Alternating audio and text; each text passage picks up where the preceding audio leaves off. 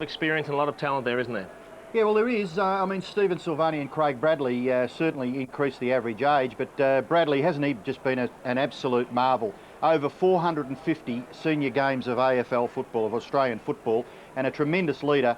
And Stephen Silvani, a great mate of his off the field, of course. But there's players like Camporelli and Ratton and Koutafidis that do exceptionally well.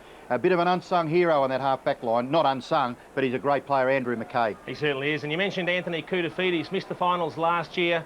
Certainly an interrupted pre-season, but he seems to have recovered well and was one of the Blues' best last week. Well, I think it was a tremendous fillip for the Carlton Brains Trust, because there was a lot of question marks over whether he was going to start in the first round. To start and do well was a big plus, and you see him rather athletically running around the ground, jumping, leaping and twisting and turning, so he would be feeling very good about that performance from last week. Well, he's been named at centre half back. He could do the job on Nick Holland, that's always a possibility, but it was interesting to hear during the week David Parkin say that he was their all-time best at Carlton at centre clearances. So on the strength of that, you'd think he'd probably play in the middle.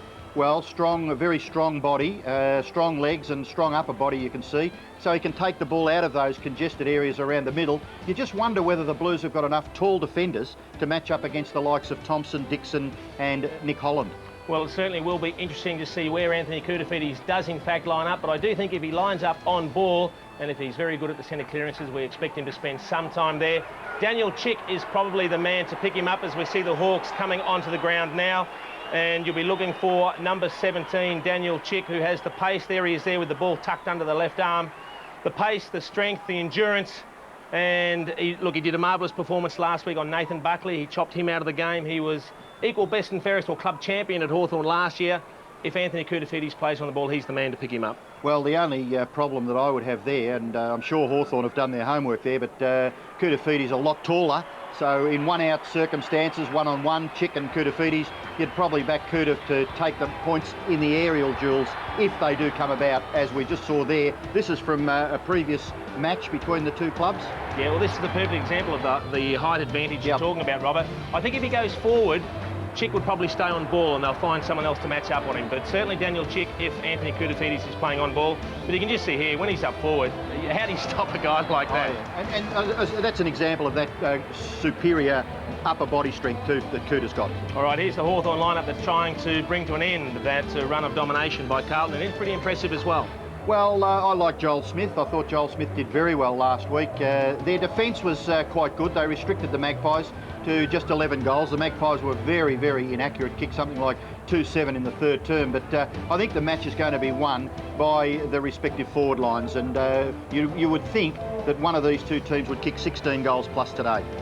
Well, you certainly hope so. I mean, the Hawthorn lineup, there's a lot of young players there, but they've been there for a few years now, so it's time they stepped up, isn't it? My word, my word. Well, we're looking forward to a great clash. Luke McCabe, Shane Crawford, Tony Woods just getting ready. It's going to be a beauty. Carlton hosting Hawthorn here at Optus Oval. 12 out of the last 13 the Blues have won. Quite an incredible run. Jonathan Hay, just one of many Hawks that'll be hoping to bring that to an end today. We'll be back with the first bounce right after the break.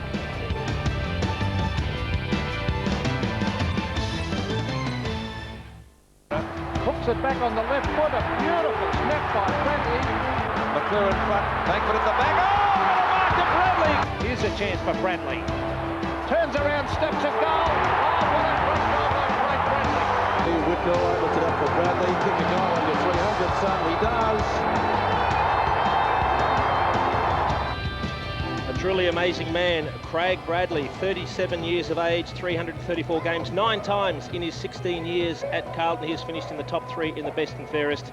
He has won the toss and the Blues will be kicking to the left of your screen. And calling the action with Robbo today, one of only 2 men to have played 400 games. The legendary Kevin Bartlett. How are you, KB? Good, thanks, Jason and Robbo. I'm tipping the Blues to win this game. It should be a tough one. By most experts, Collingwood were a bit unlucky last week not to defeat the Hawks. And it was a good effort by Carlton over there against Fremantle. I think it's always tough against there in the West first up, and I think they showed plenty of fight. And I heard Ian talking before about Koutafidis and Silvani over in the West. I think that was a big bonus for him. Yeah, no doubt that there would have been some concerns, but they both did very, very nicely for the Blues. Shaping as a great clash and bringing us the latest developments at ground level. Our little champion, Richard Osborne. How are you, Ozzy? Sorry, boys, obviously something wrong with my earpiece. Fantastic day for football here, guys. driving down Royal Parade this morning, it was just chock-a-block, taxis everywhere, cars everywhere. So the ground, as you'd expect, is quite full. Beautiful day for football. The curators at Optus Oval need to get a gold medal for this. The ground is absolutely perfect. Listening to the Hawthorn players before the game, they said, we penciled this one in since November. So boys, expect some fireworks early. They're on for this game, let me tell you. It's going to be a big one. Well, it certainly is. Warm conditions here today, and already we can see Trent Crode for Hawthorn going down to the full forward position. That's certainly the first of many changes, a top of 28 expected today. Nathan Thompson is starting on the bench, so he'll probably alternate in the ruck with Sean Wren. I think Aussie must have turned into Royal Parade at about 9 o'clock this morning, because there was a big crowd out there waiting to get into this ground, Jason, as the umpire starts play. Go, Kev. So Varney has actually lined up on Nick Holland. He was named at full forward. Camperelli kicks a high ball still inside the centre square. There's Cooter. He's the hero, of course, of the Carlton fans. Trying to crash his way through as Joel Smith. McCabe rockets the ball out wide. Woods might have a job playing on Lappin, who takes him to the ground. There's no free kick. Lord goes to ground. McKay was always the tackler, tough across half back. Now we see Freeborn is having words here with Shane Crawford, because obviously he's got the tagging job on Shane Crawford, and he was manhandled off the ball, so it comes back across half back. Adrian Hickmott in the side. Very handy player for the Blues, and so is this man out in front, Whitnell. Oh, well done. Right in front of his face. Took the ball beautifully and then handballs it long to Bradley. Whitnell follows it up, but he's been dispossessed. Well done by Crawford. Goes after it again. Tried to knock it forward, but wasn't that tremendous play by Silvani. Then handballs it to his own advantage over the top. Shepherd provided by Hume. Went in hard. And good body work there by both sides. And the ball in underneath there. A pile of about 4 or 5 players. Camperelli not happy there with Barker.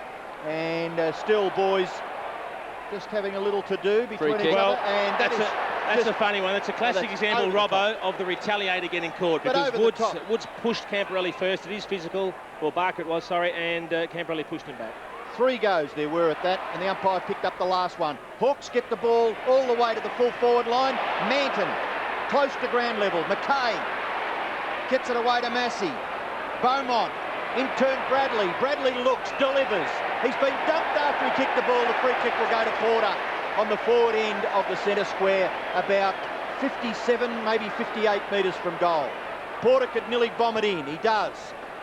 One player back there for the Blues is Hickmott. He decides to knock the ball away from Mark Graham, and the first score of the game is a rush behind to the Blues. Aussie, who's on the bench for the Hawks? We've got Lance Piccioni, Nathan Thompson, which I'm surprised with. Thought he would have started on the ground. Young Tim Clark and Angelo Lekas. That is a surprise, because Nathan Thompson looks like he's one of their gun forwards, and Crode was named at centre half back, but he has lined up at full forward. There's the big fist back. You talk about Nathan Thompson being on the bench, KB. I think the Hawks are worried about the warmth today, and they'll be looking at giving Thompson plenty of chances in the ruck so that they can spell Sean Wren. Now there's Koutafidis. We can't see anyone really minding Kouta just at the moment from that boundary throw-in. It's inside 50 for the Blues. Lappin, such a dangerous player. Caught, good enough to get the ball away. There's, speak of the devil, is Koutafidis. It's a quick kick. Ball was thumped away. Hume, the tackler, brings Woods to ground. Carlton players clashing, but the whistle is gone. It's coming back, and it's going to Tony Woods. It was a good effort by Porter. The fact that he was in front, and the Hawthorn defender had the time to come over the top and punch it away, but he did keep it alive. Woods looks like he might have the job playing on Brett Ratton. He can limit good players. Jade Rawlings, hasn't he grown in stature over the last 12 months or so? Harford just wants a kind bounce, can't take it. A touch of the fumbles in front of Houlihan for a toss back in. They're both teams just looking to establish a physical advantage at the moment. They're making sure that their opponents certainly know their whereabouts. Blues bench, Richard. We've got Dean Rice, Brendan Favola, Heath Colbert and Trent Houghton.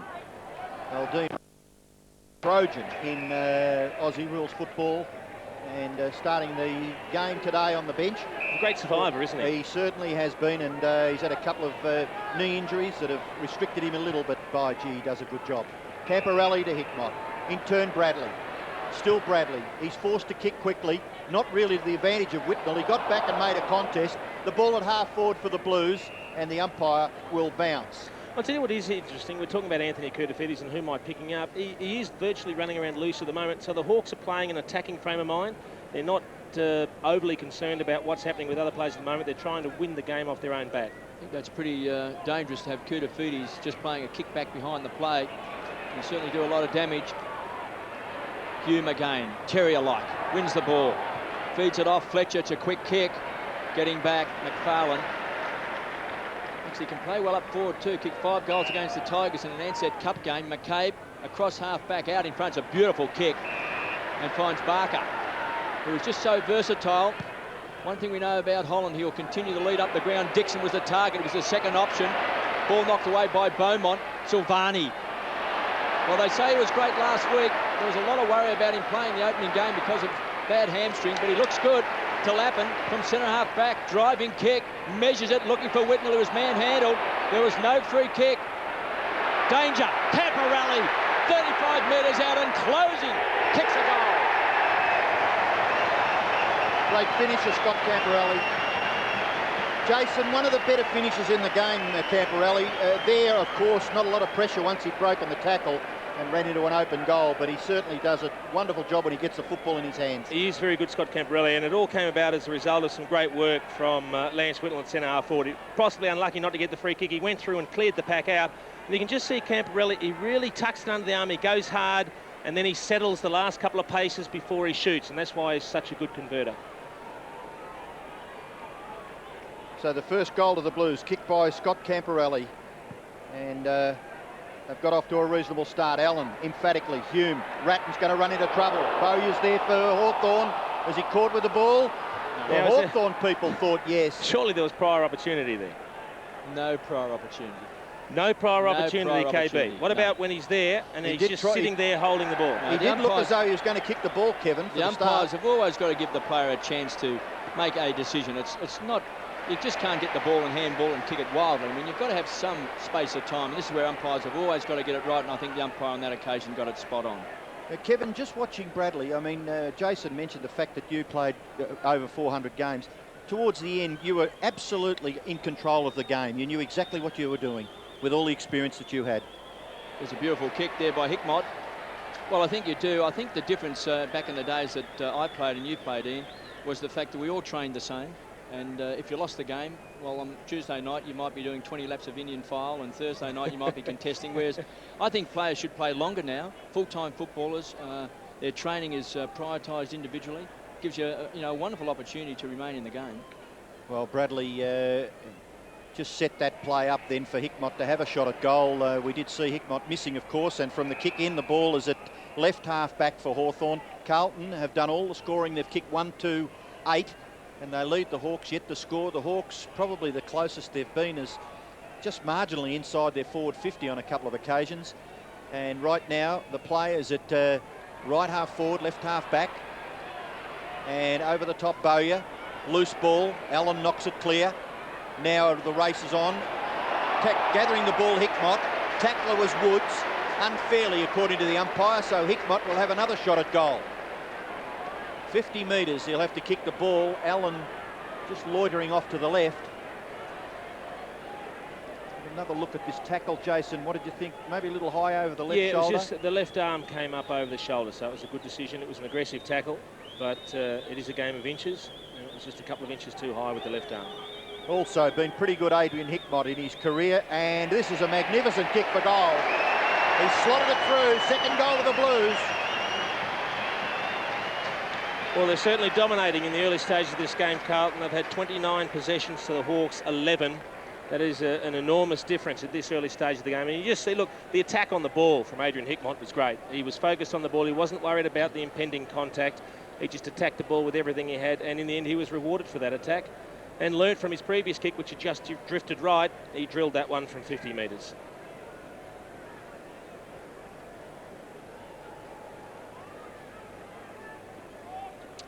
The Blues look sharp, 2-2-14. The Hawks are yet to score. I like that setup with Porter in the forward pocket and Allen, of course, out of the centre square to Ratton. A couple of old heads combine here, backing back. Allen just couldn't get his hands on the ball.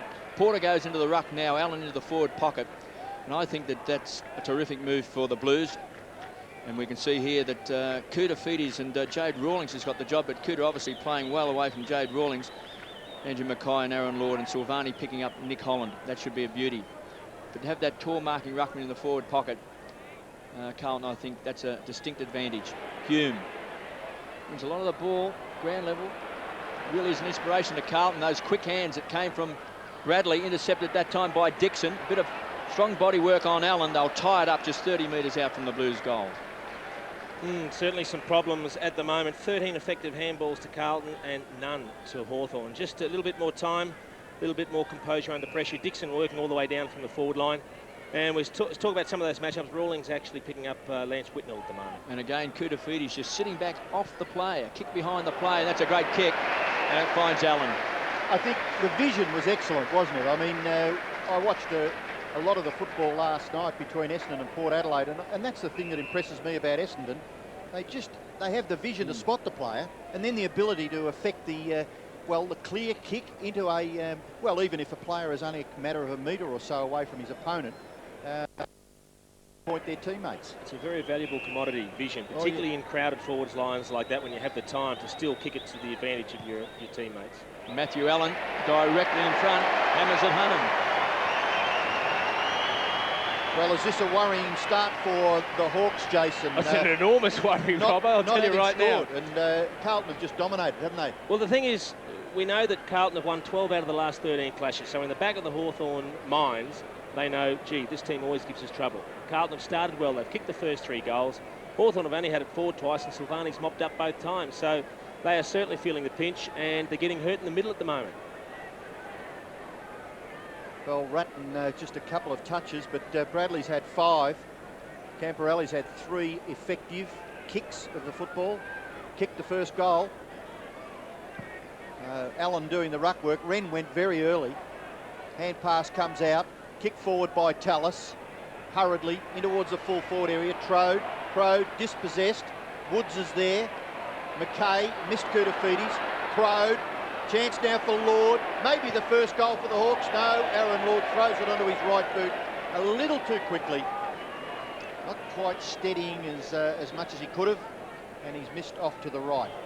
It would have been a valuable goal for the Hawks, that one, just to settle them down. Good work from Crode, working out from the goal square.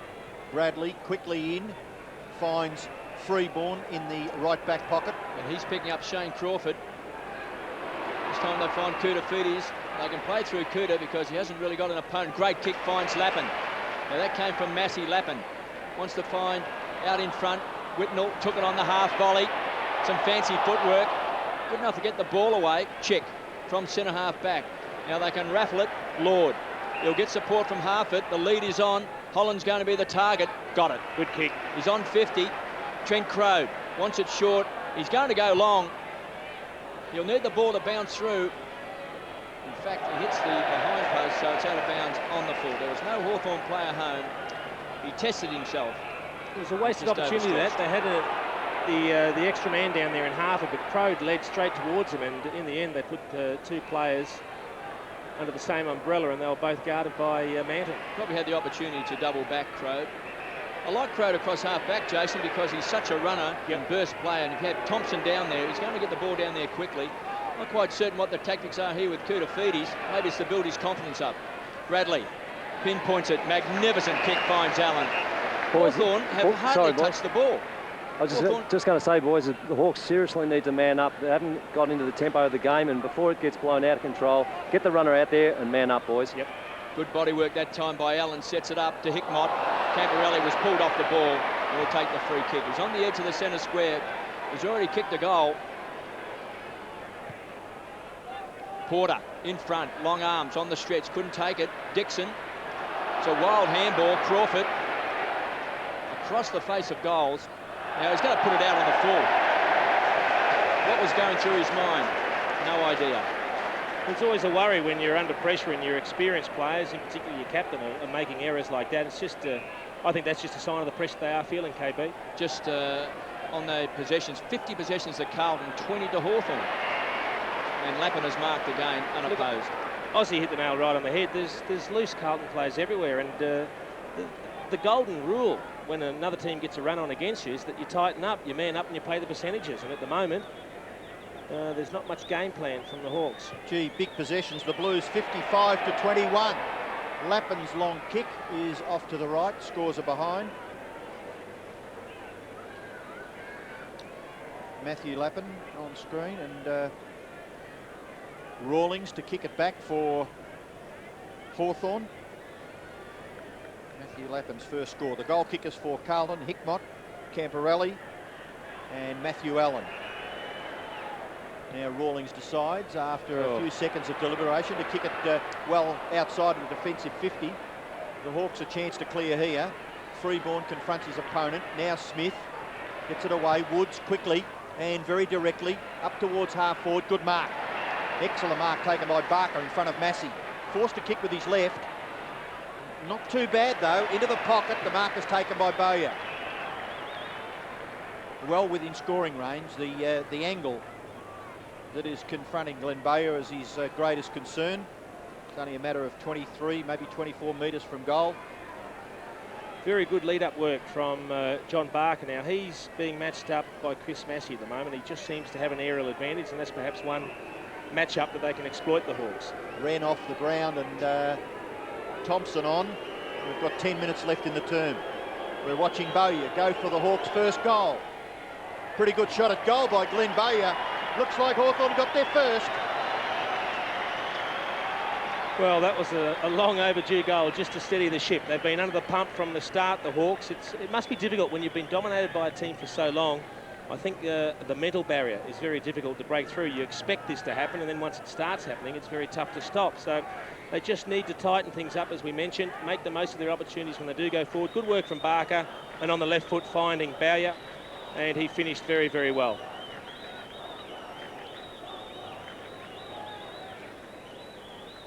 Sean Wren taking a breather on the bench. It'll be a tough day at the office. Thompson has come on off the interchange bench. And Jason told us before, because it's a hot day, just to relieve Sean Wren. I'd still like to see him down the forward line, maybe changing from full forward.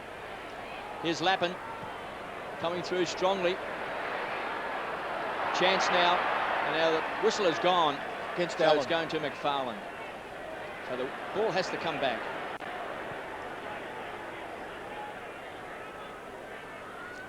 McFarlane kicks the ball long, penetrating kick. 3 against 1. Hay does it well. Now he's given away the free, and it's going to Freeborn. Just pulled him out of the way, grabbed him by the collar to pull him back. Freeborn. 2 centre-half forward. Houlihan with quick hands. Lappin can feed the ball off. Quick snap. He's a goal kicker.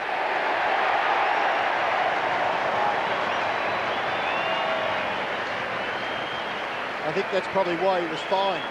And not suspended, Robbo. He is, look, he's very dangerous around goals. You can actually see after he kicked the goal, he apologised to a couple of players that ran past for the handball.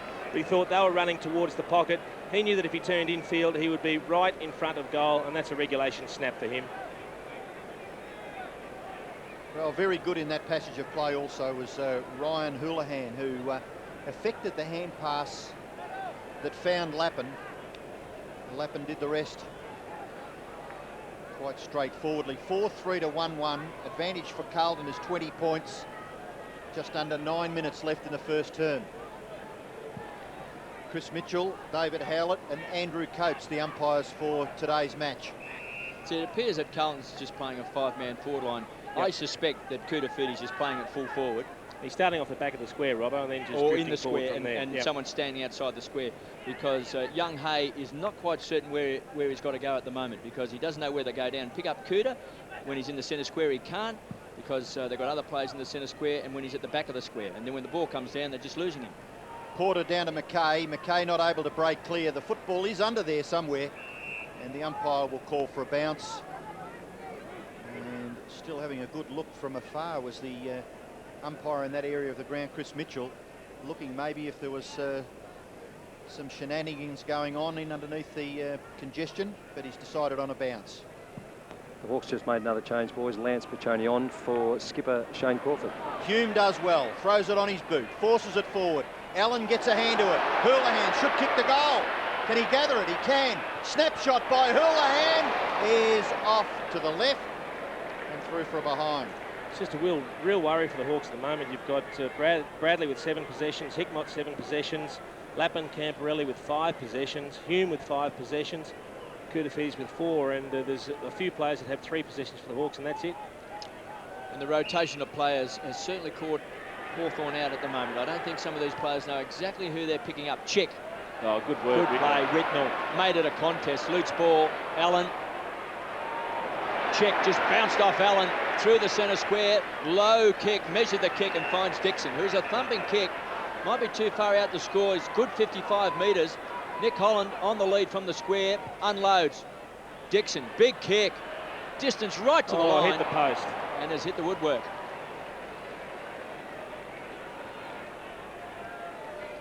Just looking for that lead to come up the middle. It wasn't forthcoming, so in the end he drilled the ball long. And a very good distance on the kick.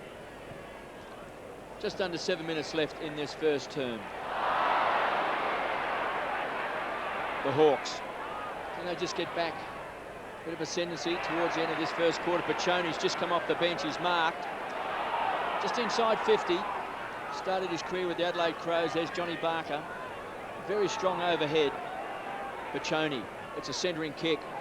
Kudafidi stands his ground and got it. Quick hands to Ratton. It was a hurried kick. He finds Porter. So out of defence, the Blues with plenty of numbers and runners. Up towards Porter. He's a big man. Try to be maybe a little bit cute. Does well at ground level. Magnificent play by Porter to Lappin. A very dangerous player across the half-forward line. Too much carry on the ball. Camporelli can feed it off. Waits the handball. Gets it across to Fletcher. 45 metres out. Has missed. Well, we saw the kick come square from Lappin because once he actually took possession of the ball from the hand pass, there was nobody in the attacking 50 for Carlton. So they had to square it up, but Camporelli set it up beautifully. Just didn't get the finish they were looking for. I think they wanted the handball coming from Fletcher to Camporelli, and I'm sure that Camporelli would have done the job for the Blues there. And kicked away by Pachoni out wide to Dixon. Dixon now kicks it down towards the wing. Player on his own is Bowyer. Bowyer, just a slightly awkward kicking style, goes into the pocket at the feet of Barker. Didn't he gather it nicely? He's close to the line. He could have gone over. No, the boundary umpire gives the all clear. The kick goes in towards the full forward line. Still a chance for Hawthorn. That's a goal. I'd say that's a goal to Hawthorn. Leckers. May have been kicked by Leckers, was it, Kevin? Yep. Well, this is just absolutely amazing. Something you're going to have a look at on the replay. The kick came over the head of Leckers. It bounced almost to the goal line, and I think when he actually kicks the ball, he might kick it into Glenn Manton, who is standing over the goal line. Manton looked at the goal line, but now have a look at the position of Glenn Manton here. Looks like Silvani's down. Silvani might have done his leg again here. He's down in the goal square. Or he got crunched.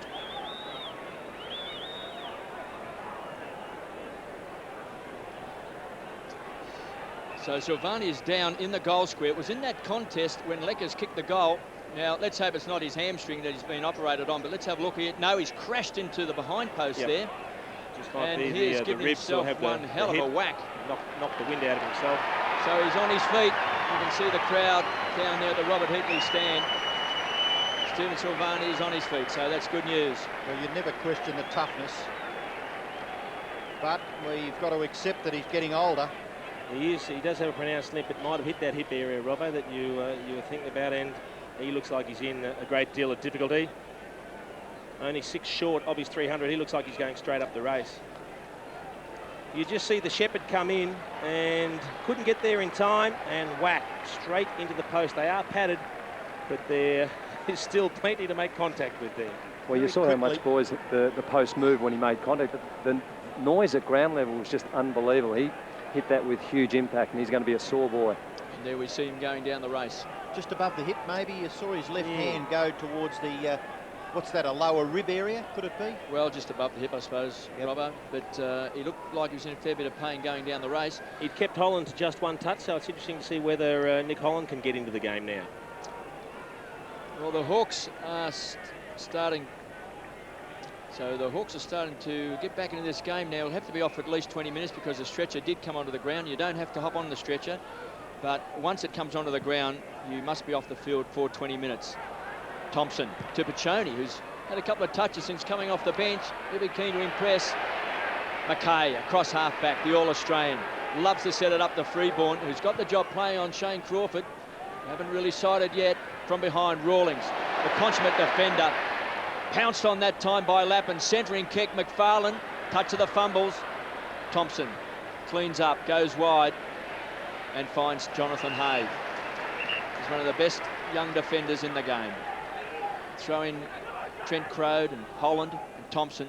They've got a pretty good goal-to-goal line, the Hawks. Just a matter of around the edges. Bowyer marks at centre-half back.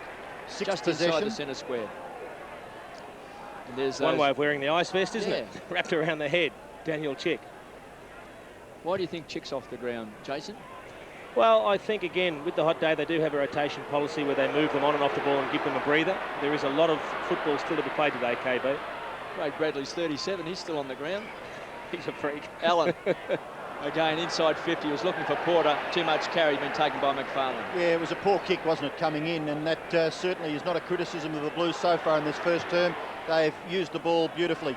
Kick by Woods up towards full forward. The spillage goes to the front of the pack. In there was Massey, got the ball out to McKay. McKay gets the kick away out towards the wing. Camporelli fumbles, maybe to his own good fortune there. Didn't McKay cover some territory? He affected the kick that went to Camporelli and then put it onto Massey's chest. Now Fletcher, back to Whitnell. In trouble was Ratton. Ball spills back towards Rawlings. A real contest on the half-forward line. Kicking the ball away was Hay, and on the end of that is Tallis. Tallis can run with the ball. Freeborn's going to close quickly to the half-forward line. Good and mark. Barker on the stretch. He can mark Johnny Barker. He's already taken 3 in this first quarter. The lead is on Crode. Might have lost sight of the ball because Craig Bradley seemed to be in his line of vision. Manton, very cool, back to Bradley. The general will set it up across half-back. They can raffle this. McKay in front. They need plenty of runners. They get it through Houlihan. Always got that extra player. Whitnell was nearly a great mark. Rawlings did well. He's a great defender to Graham. Penetrating kick. In fact, it came on to Johnny Barker a bit too quickly. Here's McKay from half-back. Goes short to Lappin, who just settles things down. Player just came onto the ground here as Favola has a chance. So he's going to be picked up by McFarlane, and McKay marks on centre wing. He's getting plenty of it in the first quarter. This is his 8th possession, Andy McKay. He does it every week. 4-5-29 the Blues, 2-2-14 the Hawks. So it's a 15-point ball game. Concedes ground back to Massey, so he's hoping to set it up. Could kick it to Houghton. So it's a transfer of play. Houghton is the target. Well called, Ian, and he's got it. Again on the edge of the centre square. Carlton players running inside 50. And the target is on Beaumont. Make that Favola in front. The big fist that came away from McFarlane. That's quite tall enough. That time was Bradley. And on the charge is Hay. Holland needs a kind bounce and gets one. Yes, he's gathered it nicely. Forced onto his left side by the more athletic Koutafidis. Still Koutafidis. The upper body strength there, playing right into his hands. Holland appealing for the free kick, but it's going to Koutafidis. Should have got one about 5 seconds before that. Had a chance to kick the ball, Holland, and should have. I mean, extraordinary tactics against someone like Anthony Koutafidis to handball and try and go around him. The Blues have got the ball all the way to their right half forward area. The umpire's found a free kick. It's going to the Hawks to be taken by Glenn Bowyer. Quickly on, Crawford, wide of the centre, on centre wing.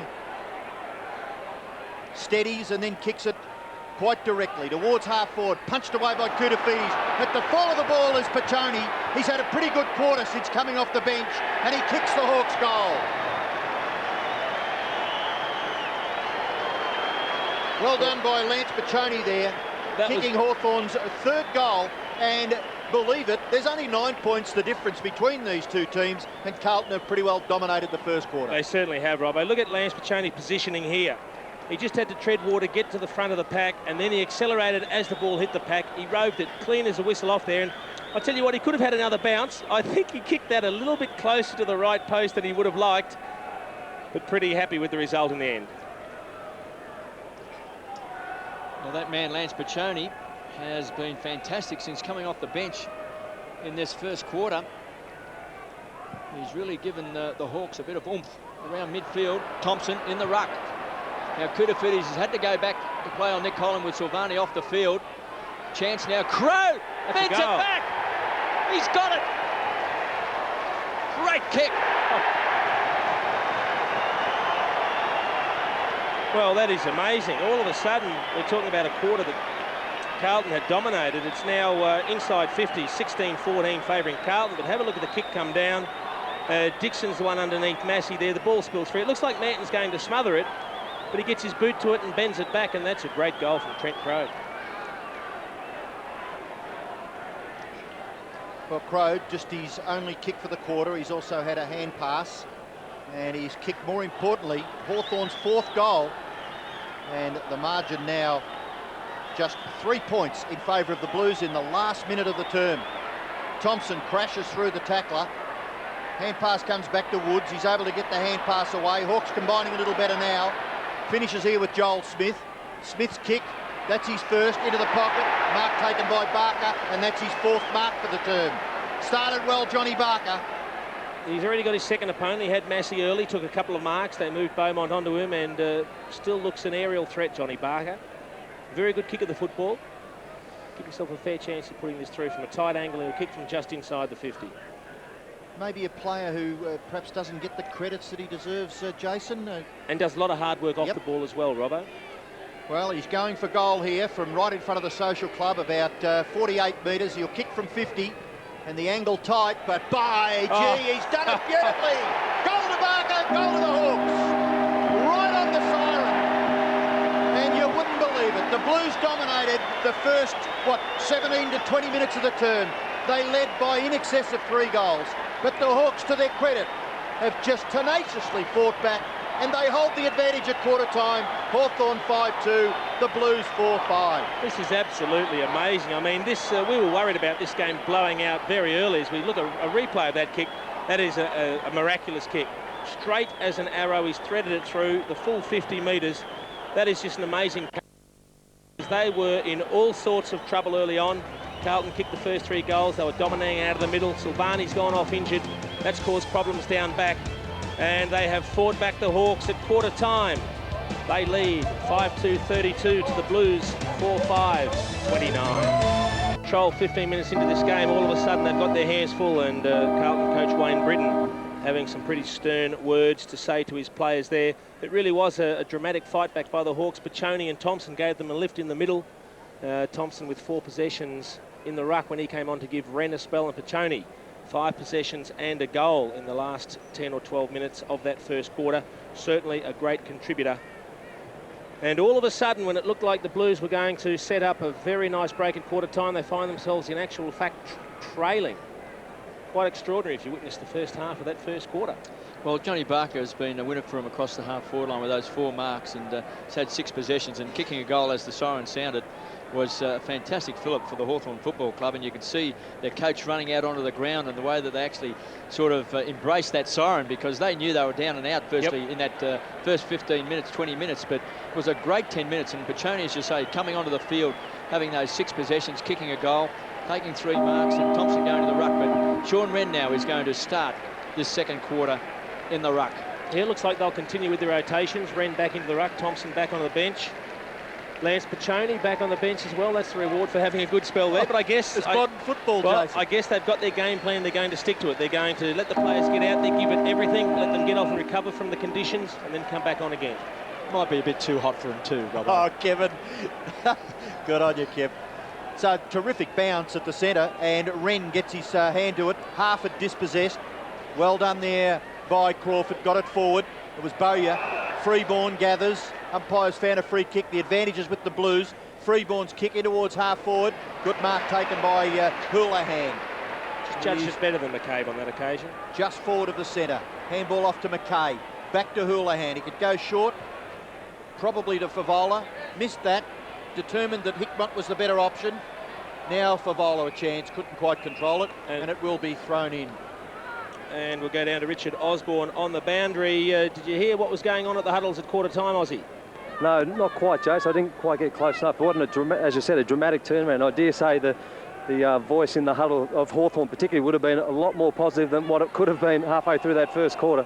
And very good news for the Blues to see Steve Silvani sitting down on the boundary after that very, very big knock against the point post. It looked like it might have been a hip problem, but hopefully he's only winded. It may still come back on. Well, I think your comment at the time too was that it just might loosen that forward line for Hawthorn up a little bit. with the absence of Silvani. And it was in that period of time that Silvani left the ground to the quarter-time siren that the Hawks did wrest the ascendancy away from the Blues. The umpires found a free kick here to Lappin, already a goal kicker.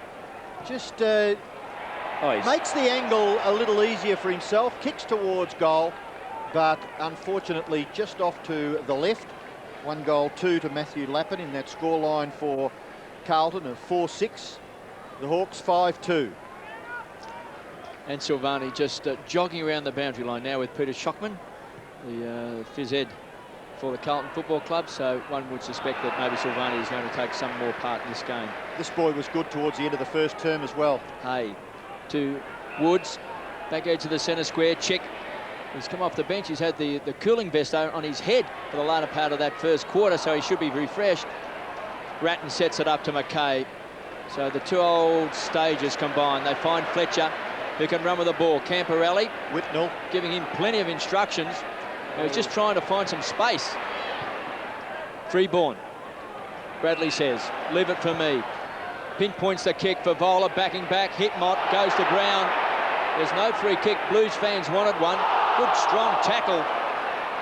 That came from Favola. He went in very hard. Houlihan was clever. Tried to get his boot to the ball. The Hawks squeezed up on the boundary line. Finally, force it back over. Gee, I'd love to know how Favola kept the ball in over there. He laid a great tackle right inside the boundary, then flipped over the top and somehow knocked the ball back into play. Great contest. Chance for the Blues. They trail by 2 points. Porter to do the ruck work. Wren playing in front there. That was Porter. Did well. Bowyer to check. Didn't really hit a target. Bowyer under pressure. It was a good tackle. Dispossessing. That came from Hickmott. Crawford through the centre square. Good kick. Barker, mark number 5. Crode is going to be the target. Sits up. He's got it. Well, the ball just sat up a little bit for him, but he's got this great vertical leap. I think this still stems from one of the problems Carlton have got with Silvani being off the ground now. They're just one tall defender short. And it's Massey, who normally plays as a flanker. All of a sudden, he's playing on a key position player like Trent Crode, and you're going to find that Crode will have an advantage in the air. Well, he's one of those great young players. He can play in defence, centre half back. He can play full forward. He's a real dasher. He can kick the ball a long way. Now, I watched him when they were warming up prior to the game. He did kick a few from here pretty easily, Crode, so hopefully that'll stand him in good stead for this kick. Right on 50. Oh. Just wobbles the ball forward. Just tumbled it off the boot and through for a minor score. Terrible kick. Don't give him a rap. It must have been Jason's tutelage during the week, was it, Jace? Knowing that maybe that Crode was a chance to play on the forward line for Hawthorn, but on that occasion, just disappointing result for the Hawks because it was a promising forward move. Camporelli goes short into the left back pocket, gets it back from Manton. He's close to the boundary line, but ran a long way. Yep, been penalised. Great chase from Dixon. He probably knew he didn't have the pace to catch him, but he was flat stick on his heels, just keeping him in doubt all the way. You just see he gets the ball there, probably 5 metres away from the point post. Oh, and he has run the best part of 25 metres. 16 strides he took, 16 steps. They've got to be at least 1.5 metres long. Camporelli and Chick back in the goal square. Short kick, Wren missed it. Fletcher, Crode's got it again. Left foot snap is high, lands the ball at half forward. Oh, big leap from behind, mark not taken. Manton looking to give the hand pass off. On this occasion, it's Porter into the middle. Lappin! Free kick. Why, Kev? Explain. Too high. Grabbed him around the neck. Put the player out of the marking contest. Yep. Well, I hope the umpires are consistent because that's the way I see it, and it was a free kick. Paid in the finish to Hay. The ball kicked forward. Porter, handball into the pocket. Dixon, he's a natural left footer. Kicks with the right across the face of goal, and it bounces over for a throw in. Hawthorn 33, lead Carlton 30. Early part of the second term. There's the Carlton bench, boys. Trent Houghton, Heath Colpert, Matthew Allen and Stephen Silvani. And no one between the centre of the ground and the goal square for Carlton. Just complete open space as Cooter belts the ball back towards the half-back line. The long arms came from Graham. Traps it well. Finds support. Joel Smith coming off a great game last week. The kick was a wobbly one. Lucks of fortune finds McCabe, stood his ground. Here's a chance. Hay, 45 metres out, rams it home.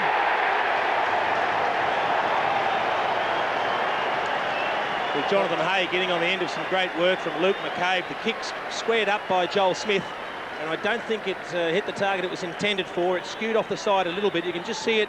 It goes a little bit squarer than he was looking. It wobbles a bit, but McCabe attacks the ball, plays on, and look at the timing of the hand pass. He just drew Hume in and threaded the handball through to Jonathan Hay, and he's pretty happy with the finish and entitled to be so.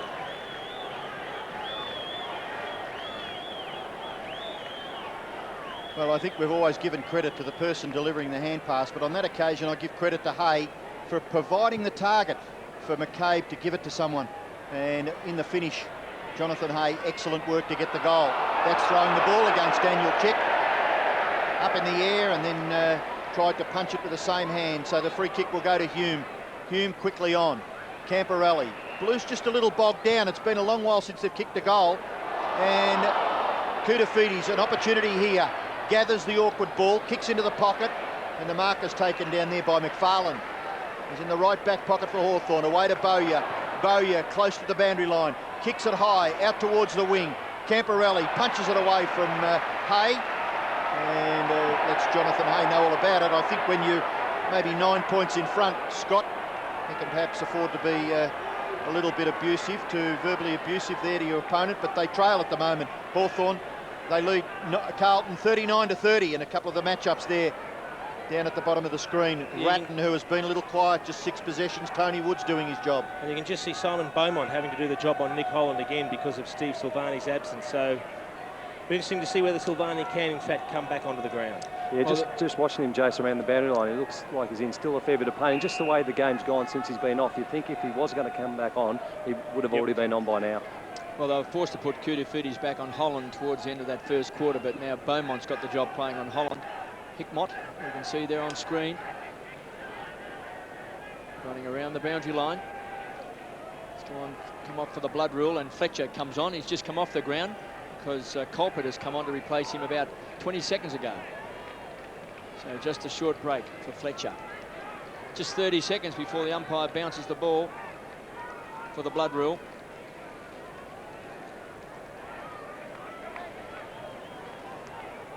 Kevin, we're nearly up to the halfway mark of the second term.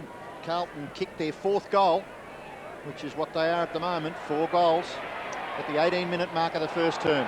Well, full marks of the Hawks. Here's Joel Smith. Just might have an impact across half-back. He may find his niche there. McKay comes the ball to the ground. Holland does well. Crawford went to ground. Just didn't quite hit his target. Lord, make that Harford. Showed some courage to dive on the ball. They want a free kick. The Blues will get it. Freeborn to Bradley, the sweeper. Now, can he set it up? A bit shell-shocked, the Blues, after a fantastic start. Rawlings, touch of the fumbles. Favola went in hard. They wanted a free kick. Wren got a short toe poke away, kicked off the ground by Tony Woods, heads towards the line. Massey, eyes on the ball, hugs the boundary line. Then try to spear the kick in short, does well. Finds Porter, back to Houlihan. The run is on from Massey. The Blues into attack. Bad handball. Under a lot of pressure was Colbert. Oh, Harford should have got a free kick there, surely. Locked him up beautifully by grabbing his left arm. He can't believe it either. Have a look at the disgust on his face. He didn't have any opportunity to get rid of it, though, Robbo. So the umpire had to bounce the ball. Wren stands and delivers. Playing in front, Barker. He's been a big winner across the half-forward line. Bad miss. Gee, they were away. Chick.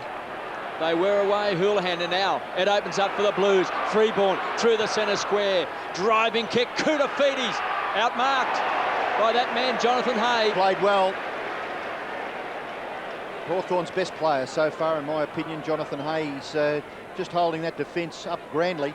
Blues yet to add to their goal tally since approximately the 18-19 minute mark of the first term, when, in our opinion, they were dominating this game. Richard Osborne, how is Stephen Silvani presently? Yeah, I was just speaking to the Carlton medicos. It is his left hip, and he's gone back in the room, so I dare say he's a pretty sore boy. Yeah, well, you would think that as a result of that, Angelo Lekis kept the ball in play and kicked a goal, but Stephen Silvani, you would think maybe wouldn't take any further part. Hume and Tallis gathered by Camporelli, looking forward, kicks with the left awkwardly, mark taken by Ratton, but by G, he's struggling to shrug the tag of Tony Woods. Ratton coming up for just his 7th possession, and we're halfway through the second term. It's been a pretty interesting battle. Good work from Camporelli, just even though it was a wobbly old kick, to centre the ball up. And in the last couple of seasons, he's become more of a goal kicker, Brett Ratton. He's really starting to kick his 1, 2, 3 a week, and proving that he's not just an in and under player, but he can be an attacking threat as well. Umpire just letting Daniel Chick know that he's to get way away from the mark there as Ratton goes for goal. He hooks the kick in, trying to get the extra distance, and scores a behind. That's the Blues' 7th behind, kicked by Brett Ratton. 4-7 Carlton, 6-3 Hawthorn, margin 8 points as Matthew Allen, Adrian Hickmott and company rest on the interchange bench. Harford, the Hawks just sharing the ball around. Hay, he's been a mighty player so far. This is close to the line. They'll toss it back in. Sean Wren has just looked a little bit out of sorts today. Hasn't really had an impact on the game. Thompson came off the bench late in that first quarter when the Hawks started their run. Porter and Wren. Fresh air shot. Camporelli has become a major midfield player in the competition.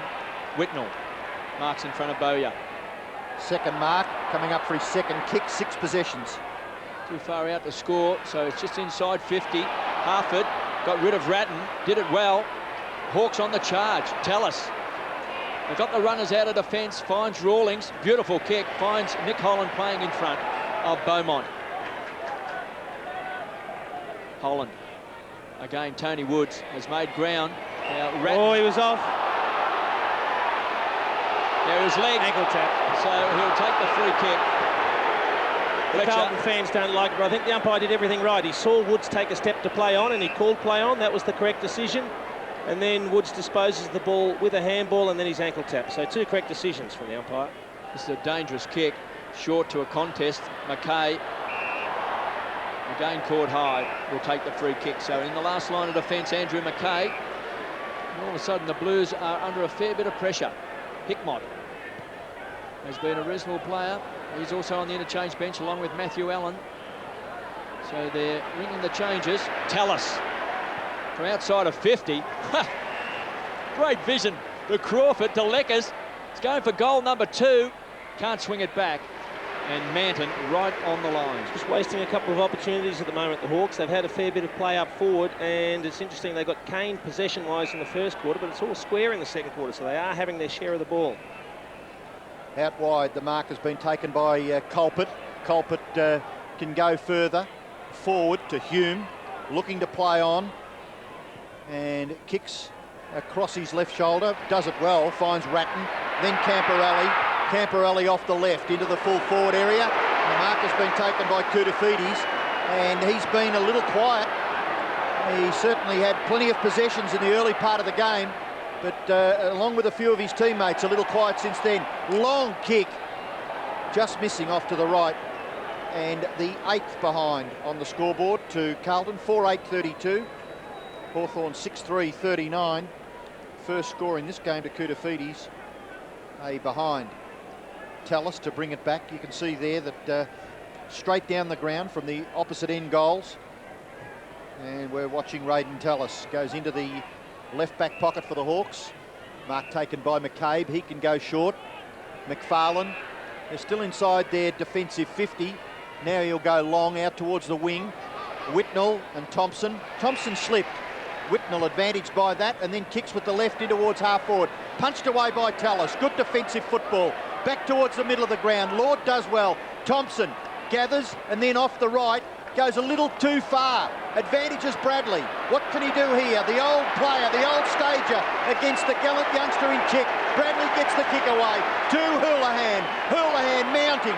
One bounce. Approaching the forward 50. What can he do now? Tries to get away off the left. He does. And then kicks into the pocket. They're all Hawks. Back there, a diving mark is taken by young Tim Clark. Right in the goal square for Hawthorn. It's just come onto the field, Ian. And Clark. Some big raps. Peter Swab said he's the best runner already in AFL football. Finds Leckers inside the centre square. Goes wide. Good kick. Nick Holland always makes a contest. Gee, that was a strong mark, wasn't it? Picks the space. Getting back. That was young Clark. He was in the back pocket a few moments ago. Taken by Crode. Short, finds Crawford. The skipper. He can kick a goal. He would be just right on 50. Just looking to set up a lead. Lead by Chick's been ignored. One by Crode as well. Now Matthew Allen is back in the goal square. Would pay for one Hawthorn player to get back for a contest. Crawford. Distance is there. Accuracy is there. Kicks a goal. Well, that's a very important kick because he took his time. He looked at a couple of leads, decided they weren't percentage plays, so he went back and backed himself to kick it and did a very, very good job. And he's starting to get into the game a bit more. A good mark from Holland there, but Crawford was quiet last week. He's had 9 possessions now and kicked a goal, playing along or playing next to Craig Bradley. So that's going to be a pretty interesting duel. Bradley getting plenty of the ball at the moment. But the Hawks have kicked the last 6 goals of the game. Well, Carlton led 4 goals to 1 about halfway through the first term. Carlton have not added to their goal tally since that period. The Hawks have kicked the last 6. Harford kicks it with the left in towards full forward. Awkward bouncing ball. Manton dispossessed on this occasion by Lord. Lord throws it onto his boot and kicks it out of bounds on the full, when maybe, I know the situation was very tight, maybe he could have perhaps got the ball over towards the front of the goal square. Yeah, just needed to kick it out in front of goals to the percentage area. Went for the impossible snap. Bradley decides to go across the face of goal, looking for McKay. Clark not able to take the mark. Oh. In underneath there is Piccioni. He's rewarded for his efforts with a free kick. He's got a few loose plays. Got Lord loose in the pocket. He's going in that direction too and does it well. He really wasn't settled as he went back to take his free kick. Spotted Aaron Lord and quite precisely in the finish has found his teammate only about 25-30 metres out, if that. Yeah, he saw he had to get it on quickly and he really kicked off one step, but he did execute the skill very, very well in the end. Aaron Lord to become the 8th individual goal kicker. All singles so far for the Hawks. Lord goes for goal. He may have just got it through, has he? Hawks are happy. Lord gets his first goal, and the Hawks controlling this game from halfway through the first term. They've added 7 goals to Carlton, goalless since that period. 8-3 plays 4-8. Has been an amazing turnaround. You can just see Aaron Lord, a very vertical grip on the ball. Kicks it pretty high, sneaks it inside the right-hand goal post, and all of a sudden they've opened up a bit of a break. Can David Kerr please go to the... There's Stephen Silvani still on the interchange bench. Fletcher there with him as well. But the Blues are off balance. 8-3-51 plays 4-8-32. So the Hawks by 19 points. Thompson's done very well at the centre square. And here it is again. Harford just charges out of the centre square, giving plenty of chances to the forwards. Chick hits the ball hard. Some good physical pressure inside 50. Ball up. 45 metres out from Hawthorn's goal. Yeah, Daniel Harford coming into the game too in the middle. He's had the last couple of centre clearances. He's had 6 possessions, but a couple of very important ones out of the middle. Starting on the defensive side, running hard towards goals. And he's done it well, Daniel Harford. Holland doing the ruck work. Hickmott found his target in Ratton, who unleashes a big torpedo back towards centre half forward. Jonathan Hay does the shepherding, does it well. They're a good team, Hay and Rawlings. Oh. Now they've got loose players out wide, they can raffle it. Bingo. Lucky number 13, Piccioni. Been a tremendous player since coming off the bench in that first quarter. Hay just making up his mind. It was time for think music. Squeezes along the boundary line. Out on the full. Surely it was close. And in fact, it is out.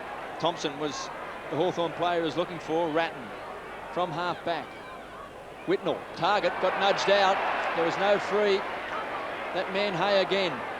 Taboya, much improved player. Finds McCabe.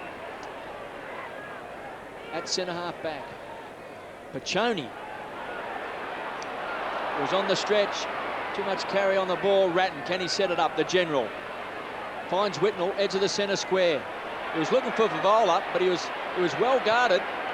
So the Blues go forward, and McCabe did a marvellous job. The ball was heading towards Allen, and McCabe got a fist to it, and numbers are going to win out. Hawthorn backline standing up. Leckers has kicked a rare goal today.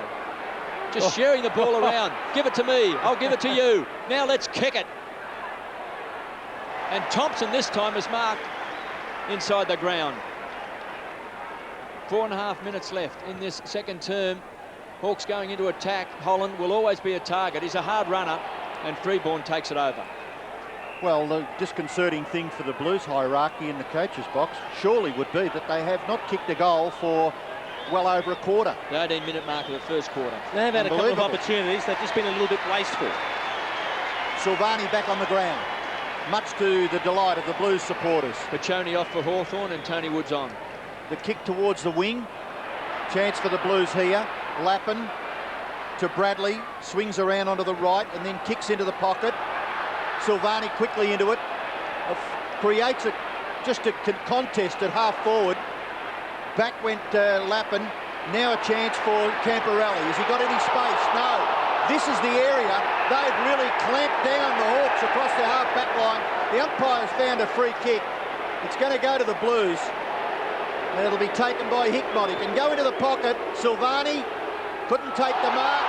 Playing for the free kick and gets it. Gee. What do you think, Jason? I think that's an Academy Award effort. It was, there. wasn't it? He threw the head back as though he'd been poleaxed, Silvani. Look, I think the mistake that McFarlane made when he went back to put pressure on is that he didn't turn around and look at the ball. You can just see McFarlane as the player running back with the ball. He doesn't turn around at any stage and, went down as if shot, poor old Sauce, but he had his eye on the ball and McFarlane didn't. That was the difference in the end. Well, from Carlton's point of view, he just has to kick this goal. Should bring the roof down if he does. 3.5 minutes left. Kicks across the face of goal. There's a mark. It's Koutafidis. Koutafidis is marked. Only a matter of 7, maybe 8 metres from goal, but difficult angle. Around very close to the boundary line, according to the umpire standing with the Hawthorn player on the mark. You can see the umpire right in the middle of screen there, just telling Koutafidis exactly what's expected of him. Very, very close to the boundary line. Goes for goal. Kicks it emphatically through for a behind. Well, he tried to kick the casing off it that time. He just went back and launched it. Can't understand why he just didn't veer out a little bit to his right and just do a little chip kick over his shoulder. You don't have to kick the ball very hard. It's only 20 metres out. A better angle. So it was, again, a wasted opportunity. McFarlane in the back pocket. Short, Rawlings. Really stepped up last year. One of the best defenders in the game. Look at the back far line side. is good. And it's a good kick here. They've got loose players. And having the drop there was Graham. Hasn't really had an impact on the game yet. To Hay, who's had a real impact on the game. Belts the ball high. Crawford's got a couple to beat. Rice on the field. Strong work by Dixon. To Crawford, sets it up. Clark, 50 metres out, goes short. Too short, chipping in is Massey. Now Carlton will break wide. Houghton wants it. He's been ignored. You see the behind the goal shot. Massey looking for Koutafidis up the middle. Yeah. Straight down the centre of the ground. Kuda. He was manhandled. Now Kuda's going to take him on. On the charge. Silvani's the target. Again forced under the ball. Hay. Well, he's been impassable at the moment. Harford has been good for the Hawks. Finds Wren. He'll feed it off to Clark. The runner. Edge of the centre square in front. Great kick. Finds Nick Holland, who always presents himself as a target. Dixon is lurking in the goal square. So's Allen. He's got back for the Blues. Lord on the lead. It's too far out to score. Just having problems with that final pass into the attacking 50, the Hawks. They're getting it to half forward, but then just not pinpointing the passes. Short. One-on-one contest is a bad kick. Just popped it up in the air. Oh, well, one umpire called play on, and the other one's come in and decided to pay the free kick. Well, it was a bad kick because he kicked it short to a contest and just popped it up, but I think you'll find that Massey, in his exuberance, has got into his back. Very ordinary decision. No, I think Andrew Coates was in a better position. That's why he did play that free kick late. But if you do watch the replay, boys, you'll see that Massey did sort of lose control of where he was in the contest and has just bowled him over. Yeah, he is. He's definitely put Barker out of the contest. I tend to agree with you, Ozzy, although Robbo's shaking his head vehemently up here. Oh, I just think that if you award that free kick, be consistent and award them all over the ground. Yeah, fair call, Robbo. Hawks by 18 points. Johnny Barker kicked a goal right on the siren at quarter time. A very tough kick. This is a lot easier. He's directly in front from 45 metres out. Barker has been a big winner across the half-forward line. Leans back. He's got 2. Hawks in front by 24 points. Missed it. He's missed. Gee, it floated late. Really went hard towards the pocket and just floated the other side of the post. Well, we'll take it back. That could be a costly miss because they have got plenty of the ball at the moment, Hawks. What they do need to do is make sure let's have a look. That they utilise that possession and put the score on the board, and they're just not doing it. Well, it's just looks like it may have gone over the top of the right-hand goalpost. Barker thought he had it. He was clapping the hands, but not to be. McKay. Transfer of play wide. Finds Manton. Dixon. Got to go short to Bradley. Guarding the mark. Bradley. He's had a lot of the ball. 13 possessions. He's had 4 marks. But Carlton still to kick a goal since the 18-minute mark of the first quarter. In front was Allen against Wren. They locked horns. McCabe across half-back. Hawthorn half-back line has Bowyer since that early onslaught, and now it opens up for the Hawks. But he's just coughed it up, hasn't he? No, I didn't spot the Hawthorn player in Barker. And Beaumont coming in a little late, interfering with Barker, takes the kick, gets it well inside his forward 50, into the pocket. Young Clark, did he take the mark? He's been paid. Well done, he stood his ground. Got a second bite at it. He looks a prospect. Oh, look, he's very, very good. He's only very, very slight, and he looked to be out of position, but he did that very, very well. Kept his eyes on the ball, reached over the top, and took it at the second or third attempt. But look, that distance will probably test him from there. Well, 2 boys, sons of David Clark, who played here at Carlton. David Clark, the father of Tim and the young boy playing for Geelong. Good kick to the goal square. Has it gone over? No, it's been helped through by the players in the goal square for a rush behind a Hawthorn right on the half-time siren. So, a little bit of bad luck there for Hawthorn. They had a couple of chances, and Carlton goalless in that second term, goalless since midway through the first term. And at half-time, it is a 20-point advantage for Hawthorn. Hawthorn 8-5-53, Carlton 4-9-33. Yeah, they have built up a very good break, the Hawks. They'll go in half-time feeling pretty confident. Bowyer with 12 possessions, Hay 15 for the Hawks, Bradley with 14 for the Blues, and plenty of footy left here in the second half. I'm at Optus Oval, and it's the Hawks by 20 points, and that is a great sight to see the legends stand here at Optus Oval near capacity. And unfortunately, that's an all too rare spectacle. But a great crowd here at Optus Oval. We see the Hawks limbering up, getting ready for the second half. We go down to the boundary now to a man who, believe it or not, went to the KISS concert last Wednesday night dressed as Gene Simmons, Richard Osborne. Jason, come on now. My brother Graham, who is older than me, went as ace for Paul Stanley, so I did copy my older brother. You follow your older siblings, so you can't blame me for that. But yes, we had the full makeup. I was there in 1980 out at VFL Park, and I thought, well, I was 16 then, I didn't have the face paint on. Now I'm almost 37, I might as well whack it on, boys, and feel young again. What a great concert it was. It's surprising. I think it's dropped 5 or 6 degrees at least at ground level. It's nice and cool now. But Carlton, they've got their own worries. Steve Silvani looked like he was moving okay, running back onto the ground. But I dare say he would have stiffened up a bit at half-time. It's just a complete turnaround. Carlton were dominating early. It's just like a carbon copy Hawthorn are playing now. So Carlton are going to have to regroup. Going to have to do what Hawthorn did halfway through that first quarter. Man up and just blend their way slowly but surely back into the game, boys. Good on you, Aussie. We will be keeping a very close eye on Steve Silvani to see just how mobile he is. And as the teams are heading to their positions after the halftime break, Steve Silvani is resuming in defence. So that is a positive sign for the Blues. Yeah, well, he didn't look too good, did he? And he's just a wonderful competitor, along with that player just behind Porter there, Craig Bradley. But I think Stephen Silvani, when he went off the ground, when one of your older players, one of your more experienced players, and particularly a player who keeps the defence, you know, fairly well knitted, when he goes off like he did, it looked as if they may have dropped their bundle a little. Well, they had to put Koutafidis for a start down in defence on Nick Holland, and Kouta was picking up some kicks around the ground as a loose player, so it did unsettle him a little bit. And speaking of Nick Holland, KB, he doesn't appear to be on the ground, so we might find out from Aussie a little bit later on exactly what's happening with Nick Holland. Well, there's Koutafidis starting now in the centre square. Sean Wren has been on and off the bench. He's been interchanging with Nathan Thompson. Porter wants the free kick and he's got it. Always a mystery, ruck free kicks. Oh, Sean Wren thought that was a mystery. Well, he paid it for shepherding out of the contest, but it was a strange one. Porter kicks long, Free and kick there's to a Whitnell, push I think. out.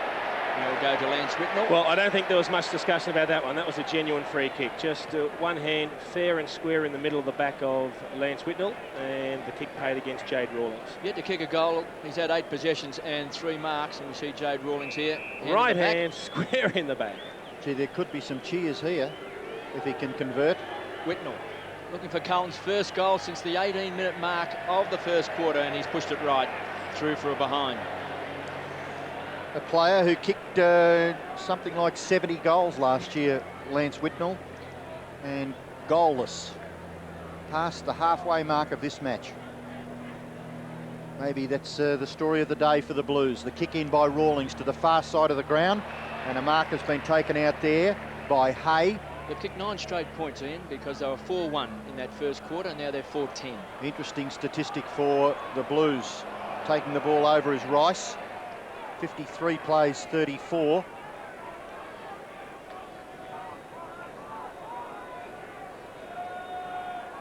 $19 points is the margin in favour of Hawthorn. Porter and Wren. Wren takes it and then gives a rather suspicious looking hand pass away.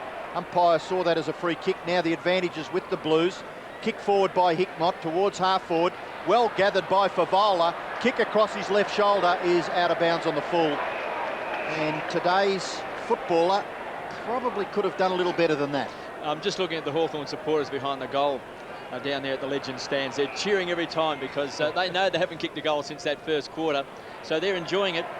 And the ball all the way out to the wing where Hay has taken another mark, coming up for possession number 17, Jonathan Hay. Well, he's been the best player on the ground as we see Thompson goes over the boundary line there from Stephen Silvani for a toss back in. Even though they've trailed by 19 points, the Blues, I mean, they're not getting totally dominated. They've had more scoring shots. They've been wasteful down forward. So, I mean, if you're a Blues supporter, there's no reason to be thinking that you're not going to get back into the game. They are having their share of the ball. They just need to use it better. Porter and Barker, it was a test of strength. Kouta to Bradley. So the two old heads combined. The kick wasn't a good one. Sean Wren tries to set it up. Finds young Clark. It was a look-away handball. Joel Smith was pulled off the ball. Wasn't retarded enough. Here's Clark again. Loves to run. Can he cover some ground? Graham from 50 out to the goal square. Crowd. Well, he's so quick. They both pushed back Manton and Crowd in the goal square. The ball floated away from him to their right, and Crowd has got this enormous acceleration. I think he was too strong here. I think they were wrestling down the goal square, and he just pushes Manton out of the way and then gets the front position, and just too strong for Glenn Manton. He was looking for the free kick, couldn't believe it. And he's super quick. This is nearly a similar position to where Koutafidis had that wild kick towards the end of that second quarter. A little bit more goal front open to Trent Crowd. Crowd goes bang, puts it straight through the centre. He's got 2. Well, at the moment, that's the main difference.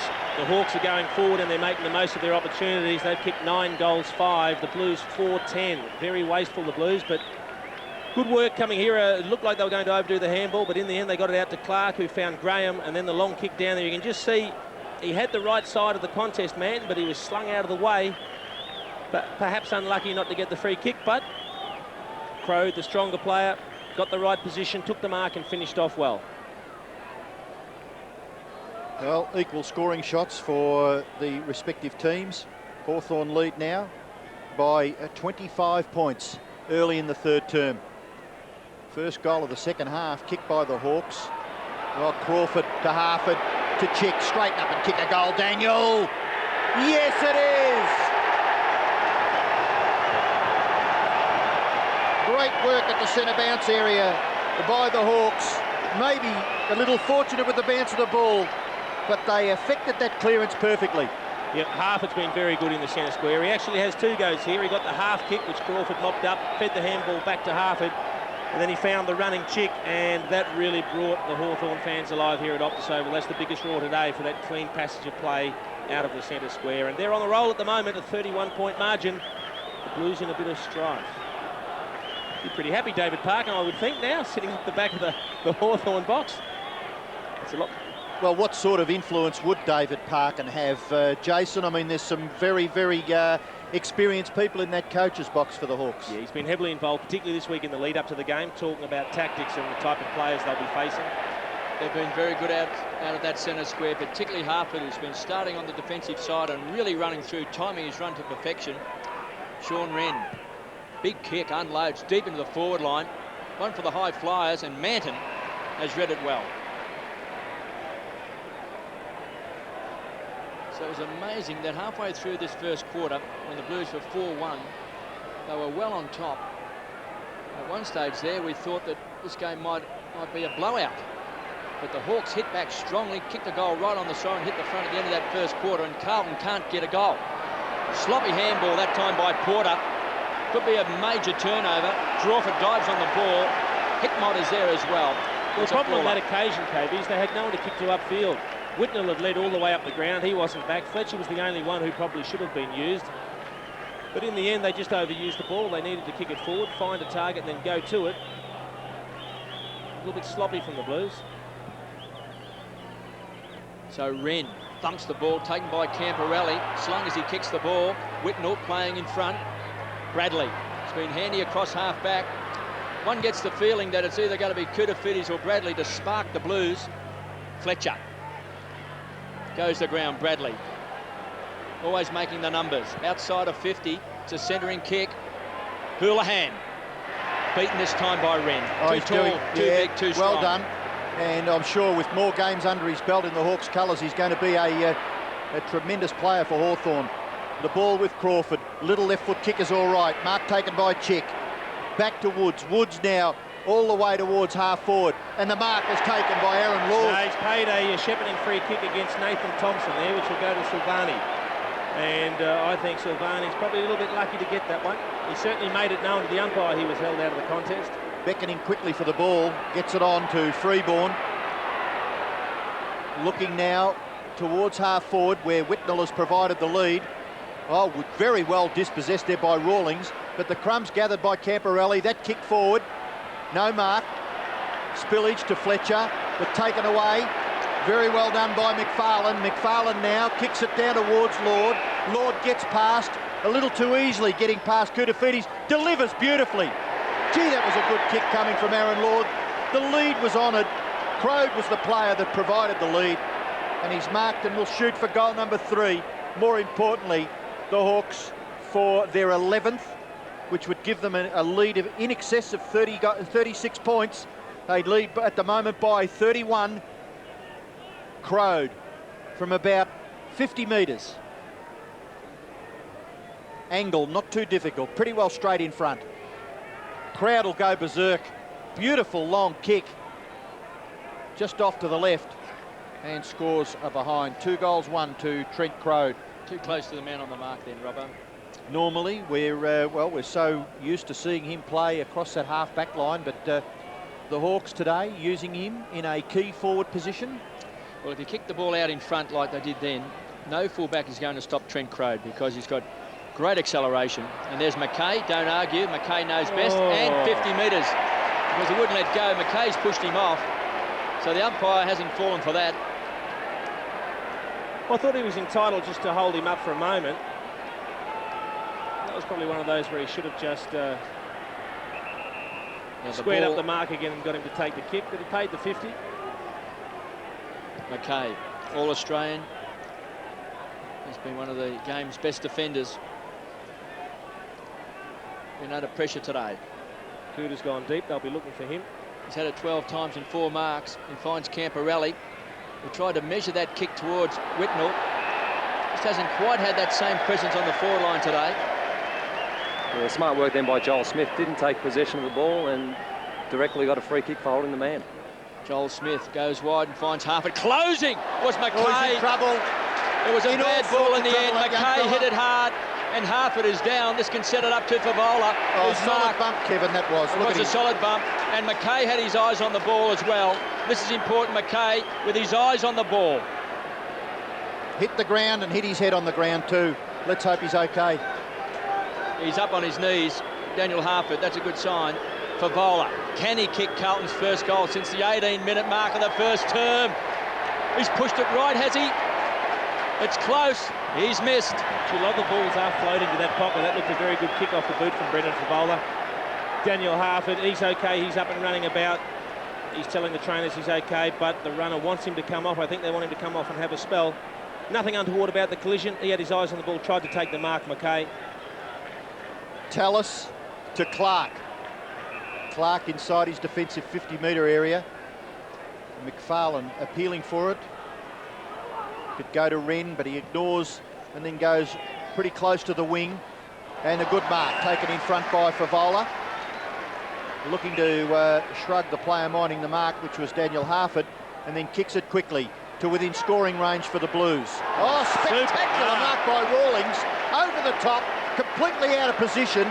Got it away to Woods, in turn to Graham, and the Hawks out of trouble to the outer wing, where the mark is taken by Hay. He has just absolutely dominated Jonathan Hay. 8 marks.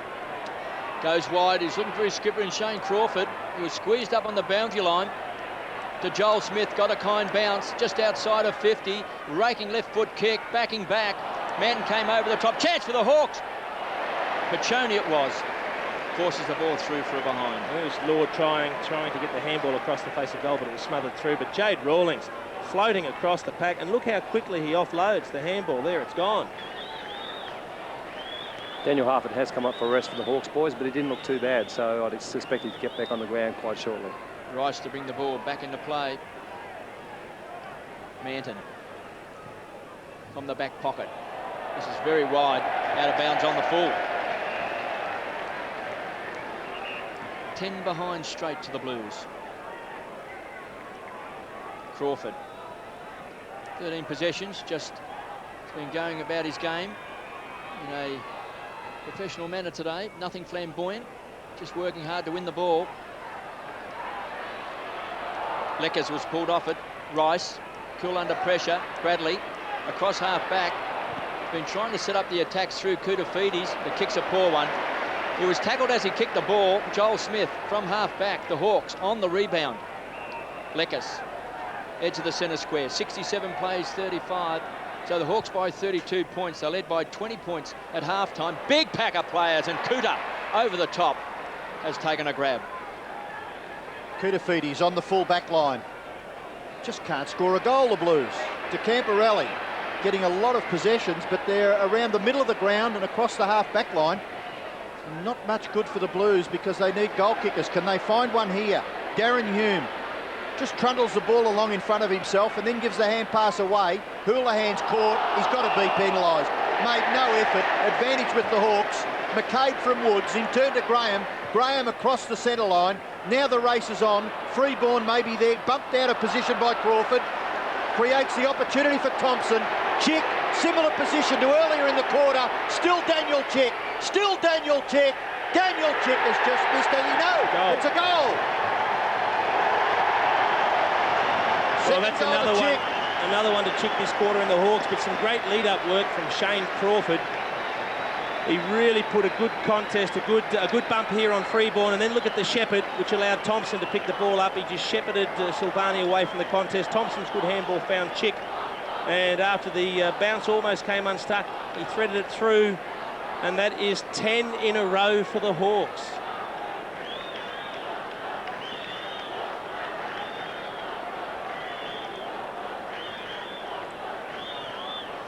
Blues won 8 of their 9 games at Optus Oval last year. They've won 10 out of the last 11 against Hawthorn. They trail by 38 points, and I just wonder whether Koutafidis has to go to full forward. Maybe isolate him one out and see if the superstar for the Blues can get Carlton back into this game, because they're being blitzed. KB, they're up 4 goals to 1. They have conceded the last 10 goals straight to Hawthorn. Camporelli finds Favola. Now he's kicking from the same spot a few moments ago when he pushed the ball right. So he has to aim a little bit more left. Yeah, good kick coming from Camporelli off the one step, just out in front of the leading Favola. Just needs to start it inside the left-hand post because the balls have been drifting a little bit left to right.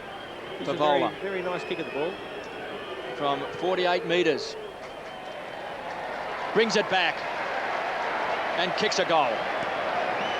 It's been a long time coming, Jason, that 5th goal for Carlton. Well, it certainly has, but that was the perfect kick. He learnt from his previous mistake. He missed one from a similar spot to the right. That time he started it right around the left post. Camporelli it was with a good pass. That's covered a good 50 metres, that pass, and right on the money. And there's the kick around the left post, just drifting back towards the centre of the goals. A good kick from Favola, and he's just kept them with some sort of faint hope here at the moment. Gee, it'd be a while since you've seen a team win a game if they've only kicked or they were held goalless for half a game. Yep. It's been half of the game, 2 full quarters between their 4th and 5th goals. Hawthorn at half forward, ball spills back to Clark. Little left foot kick by that player, gathered by Silvani from Manton, and Silvani plays the percentages. If that bounces over, which it hasn't, you wouldn't believe it, stayed in, and it's gathered by Dixon, who's had a rather quiet day. Beautiful kick though. Wren is marked right in front, only 35 metres out. Beautiful kick from Dixon. He was on the right side. He turned onto his left foot. He's a natural left footer, and Sean Wren had pushed forward. And this is where they're trying to get Sean Wren to do this. He's got to push forward and become an offensive threat, not just playing that standard kick behind play. And on this occasion, he found some space, a good penetrating kick, and he just gets there in time. Great look at what Sean Wren is confronted with, and he capitalises by kicking a goal. Wren becomes a goal kicker for the Hawks, his first. Hawthorn answer that 5th goal from Carlton very quickly. They're 12-7 to 5-11. Yes, the ball just took a nasty bounce from Carlton's point of view. Just wouldn't go over the boundary line. Dixon turns on the left and finds Sean Wren. There's the shot from directly in front, right through the middle. 9 possessions to Sean Wren, 3 marks, 3 hit-outs, and now 1 goal. He's been alternating in the ruck with Nathan Thompson, and as we speak, Wren's gone to the goal square and Thompson into the ruck. Well, he started slowly, but he's now had 9 possessions and 3 marks and a goal, Sean Wren. It was a great kick by Dixon. Such penetration in his kicking. And out of the centre square is where the Hawks have absolutely blitzed the Blues today. Barco's given away the free kick to Beaumont. Gee, Thompson was clever then, wasn't he? He contested the bounce, and when he hit the ground, it was a slick hand pass that he got away. Beaumont goes short to Silvani. Took a heavy knock in that first quarter. Rice just weighing up his options. Kicks a high ball straight over the line, out of bounds on the full. What was going through his mind? Well, that's what you need to ask, don't Nothing. you, KB, because that's gone a good 10 metres over the boundary, so it would be nice. We can see Andy McKay doing the job on Aaron Lord down back. Chick and Camporelli, a very good on-ball duel. Freeborn and Crawford going at it at the moment. McCabe between the wing and half back to centre half forward. Long arms of Beaumont. Breaking kick. Whitnell's always going to be the target up forward. They need some assistance at ground level. Joel Smith just feeds the ball off, rockets the ball back. Piccioni has been handy. Joel Smith has got a touch of class across half back. Pulled off the ball was Thompson, and he's been pinged. Houghton, who spent a lot of time on the bench, is on the edge of the centre square. The Blues kicking down towards the legend stand. There's the lead on from Colbert. He's also spent a lot of time on the bench, so maybe some fresh legs. Houghton to the pocket. Lappin got a shove out from McKay and will take the free kick. Now he's a goal kicker. Kicked a goal in that first quarter. Just pushed him underneath the ball, so a fair decision. Tried to set it up. He was looking for Favola, but the Hawks will take it away. Bowyer does a good job. He has been tremendous today, Bowyer. One of their best players in the first half. Check, the link man, back to Crawford. Just sharing the ball around Crawford. Looks down, looking for Dixon, shoves off his man. Hitting the ball hard was Leckers. Keeps the ball in. It's a great kick. And Crow can make so much space so quickly. Kicks the ball back. Barker interfered with. Free kick. And Johnny Barker, who has been a force up forward today. He's a smart player, Barker. It was the kick was coming to the right spot, but he knew he was going to be under the pump. And he's probably pretty lucky to get that one in the end. I think he initiated the contact. I think you find Beaumont had his arms around him, hanging on. Again, you've got to turn around and look at the ball as it's coming when you're the defender in that situation. If your eyes aren't on the ball, the umpire will always look after the player who's watching the ball. Well, he's been a real success story, Johnny Barker. And quick action there from Trent Crowe to find Barker. I think the first reaction of John Barker was to throw out the forearm to get Beaumont out of the road. Then Beaumont grabbed him, and that's probably what the umpire has awarded the free kick for. So this to put the Hawks 44 points in front. They led by 3 points at quarter time, 20 points at half time. They now lead by 38 with Johnny Barker directly in front, going for goal number 2.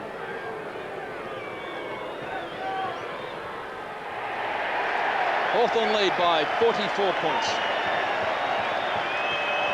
Well, they're starting to get right on top now, the Hawks. It's very difficult to see how Carlton's going to get back in this game. They just don't have enough winners around the ground. Camporelli's trying very hard on board. They need to get Koutafidis into a more attacking position, I think. He's got to kick some goals for them, because at the moment it's all one-way traffic. The Hawks are doing it on the scoreboard, kicking the goals.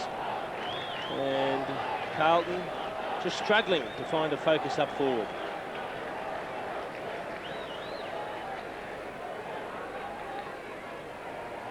Kevin, would you like to analyse this? The Blues 132 kicks, Hawthorn 141, just 9 the difference. Yeah. The Blues 69 handballs to 66, 3 more. So they trail in possessions by 6. They trail by 8 goals. Their percentage, though, once they get inside 50, I would suspect would be way, way off the mark. Well, the umpire here has decided to ball it up just forward of the centre circle. Not quite up to half forward. There's Nick Holland resting on the interchange bench. Been there since the outset of this second half. One would think that there's probably something wrong with him physically. Jason, he'd be on the ground if he was fit, wouldn't he, surely? Well, you'd think so. I mean, he was kept very quiet early on, so perhaps they've gone for a different type of make-up and balance there. A bit more at ground level, maybe on the forward line. They're doing pretty well, though, without Nick Holland. Bowyer's kick is well marked. Well done by Lance Piccioni. He had to be strong, didn't he? He did. He knew he was going to be confronted there, and he stood his ground and took the mark. Goes out wide. Player out here is Lekas. Lekas has been a good servant of the Hawthorn Footy Club. Coming off the bench, Angelo Lekas goes bang. Kicks it all the way to the goal line. Crowe, short kick, good vision. Is okay. And the mark is taken by Clark. And he, in turn, has done a good job to take that mark. And he will have a shot for goal from about 30 metres. Well, unfortunately, I think Glenn Manton's going to have to wear the one here. He made a defensive error. He tried to take the one-handed mark. You've either got to mark it or take it through for the point or punch it over the boundary line. But he's, unfortunately, all he did was knock the ball down in play. Crowe picked it up and spotted Clark. 8 possessions, 4 marks. Yet to kick a goal, but he might fix that right here. He has. Straight over the goal umpire's head. A goal to the Hawks. Well, they're all getting into it now, aren't they? There's about 10 players that have kicked a goal for Hawthorn. Only a couple have kicked more than one, Trent Crowe and John Barker. And Daniel Chick, the third one to kick 2, Robert. But you're right, having that number of players kicking the goals is a great spread. It means you're not relying on one particular focal point. They're sharing the ball around. There's a lot of different options up forward. They're on a roll. And it's a long way home for the Blues now. 5.5 minutes left in this third term. Not quite a knockout punch, but the Blues are on the ropes. They're taking a standing 8 count. They've been so good out of this centre square. Camporelli, can he turn it around? Houghton into attack. That's where they've been struggling, and Favola has marked. He does look to be a very good leading type of full forward. He's very quick on the lead and he has good hands. Young Luke McFarlane's played a good game today. He was particularly good early. He's just finding things a little bit more difficult now with Favola this quarter. A couple of strong leads. Chance to kick his second for the quarter. And he kicked a goal from this same exact spot probably 3 or 4 minutes ago. Favola from right on 50. Kicked it beautifully. He has hammered it home.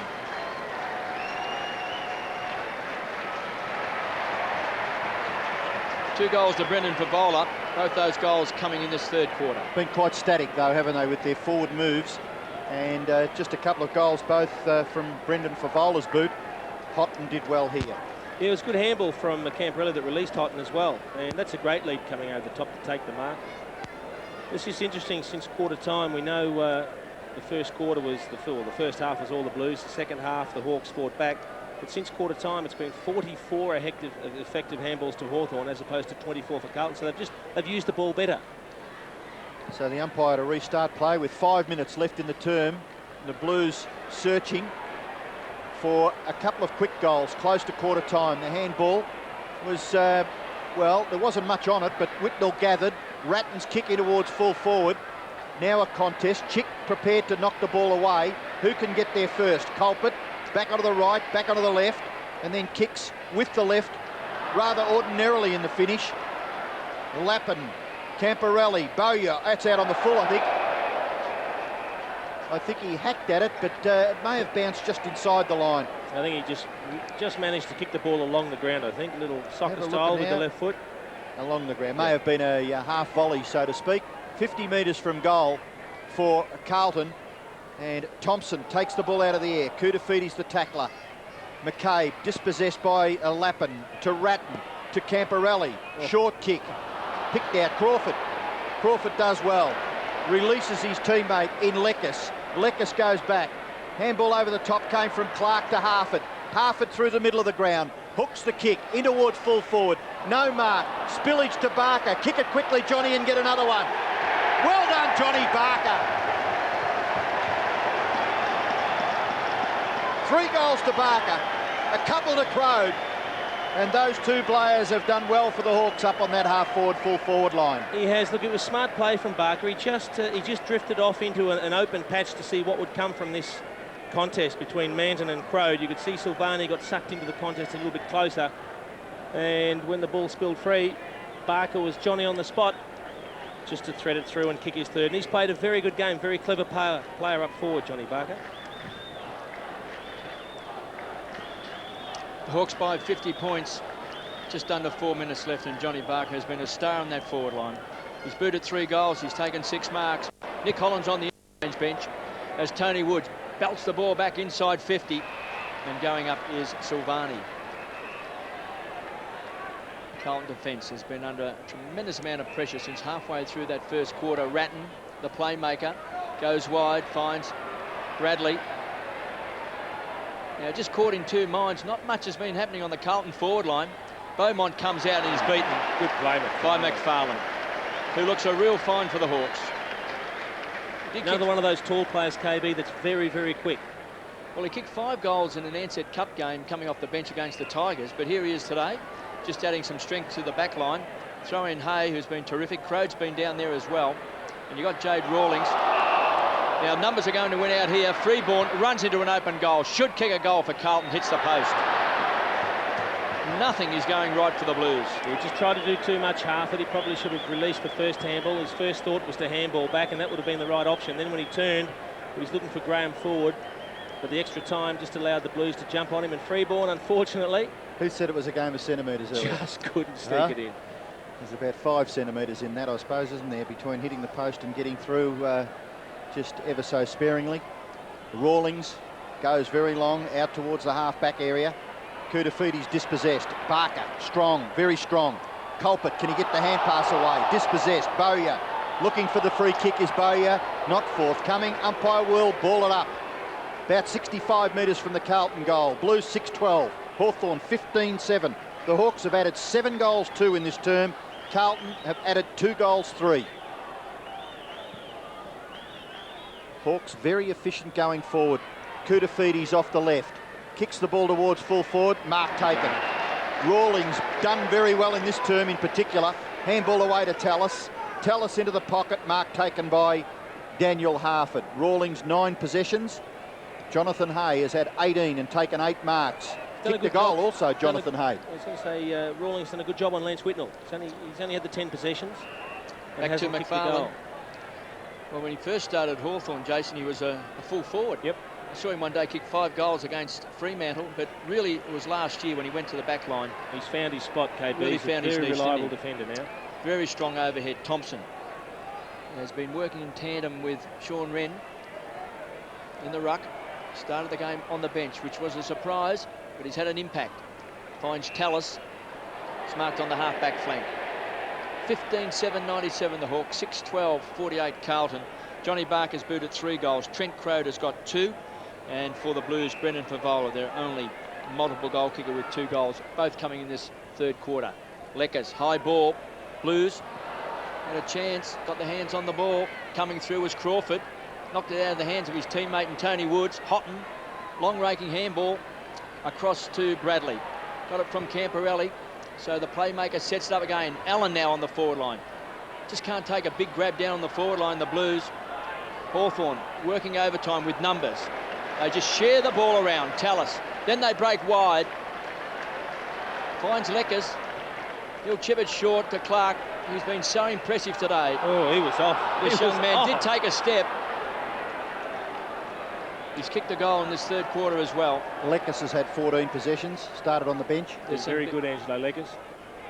Some big raps on young Tim Clark. I think the other one we haven't given the raps to today is Tony Woods. He's kept Brett Ratton to just 16 possessions and really hasn't had an impact on the game. The kick was a poor one. Ironical, cheers. Land in the arms of Whitnell. So Houghton in space. And he just weigh up the options. Can he make something happen here for Carlton? Well, the siren's gone. Snuffs out any forward move there for Carlton. But a magnificent quarter by the Hawks. 15-7-97. Lead Carlton 6-12-48.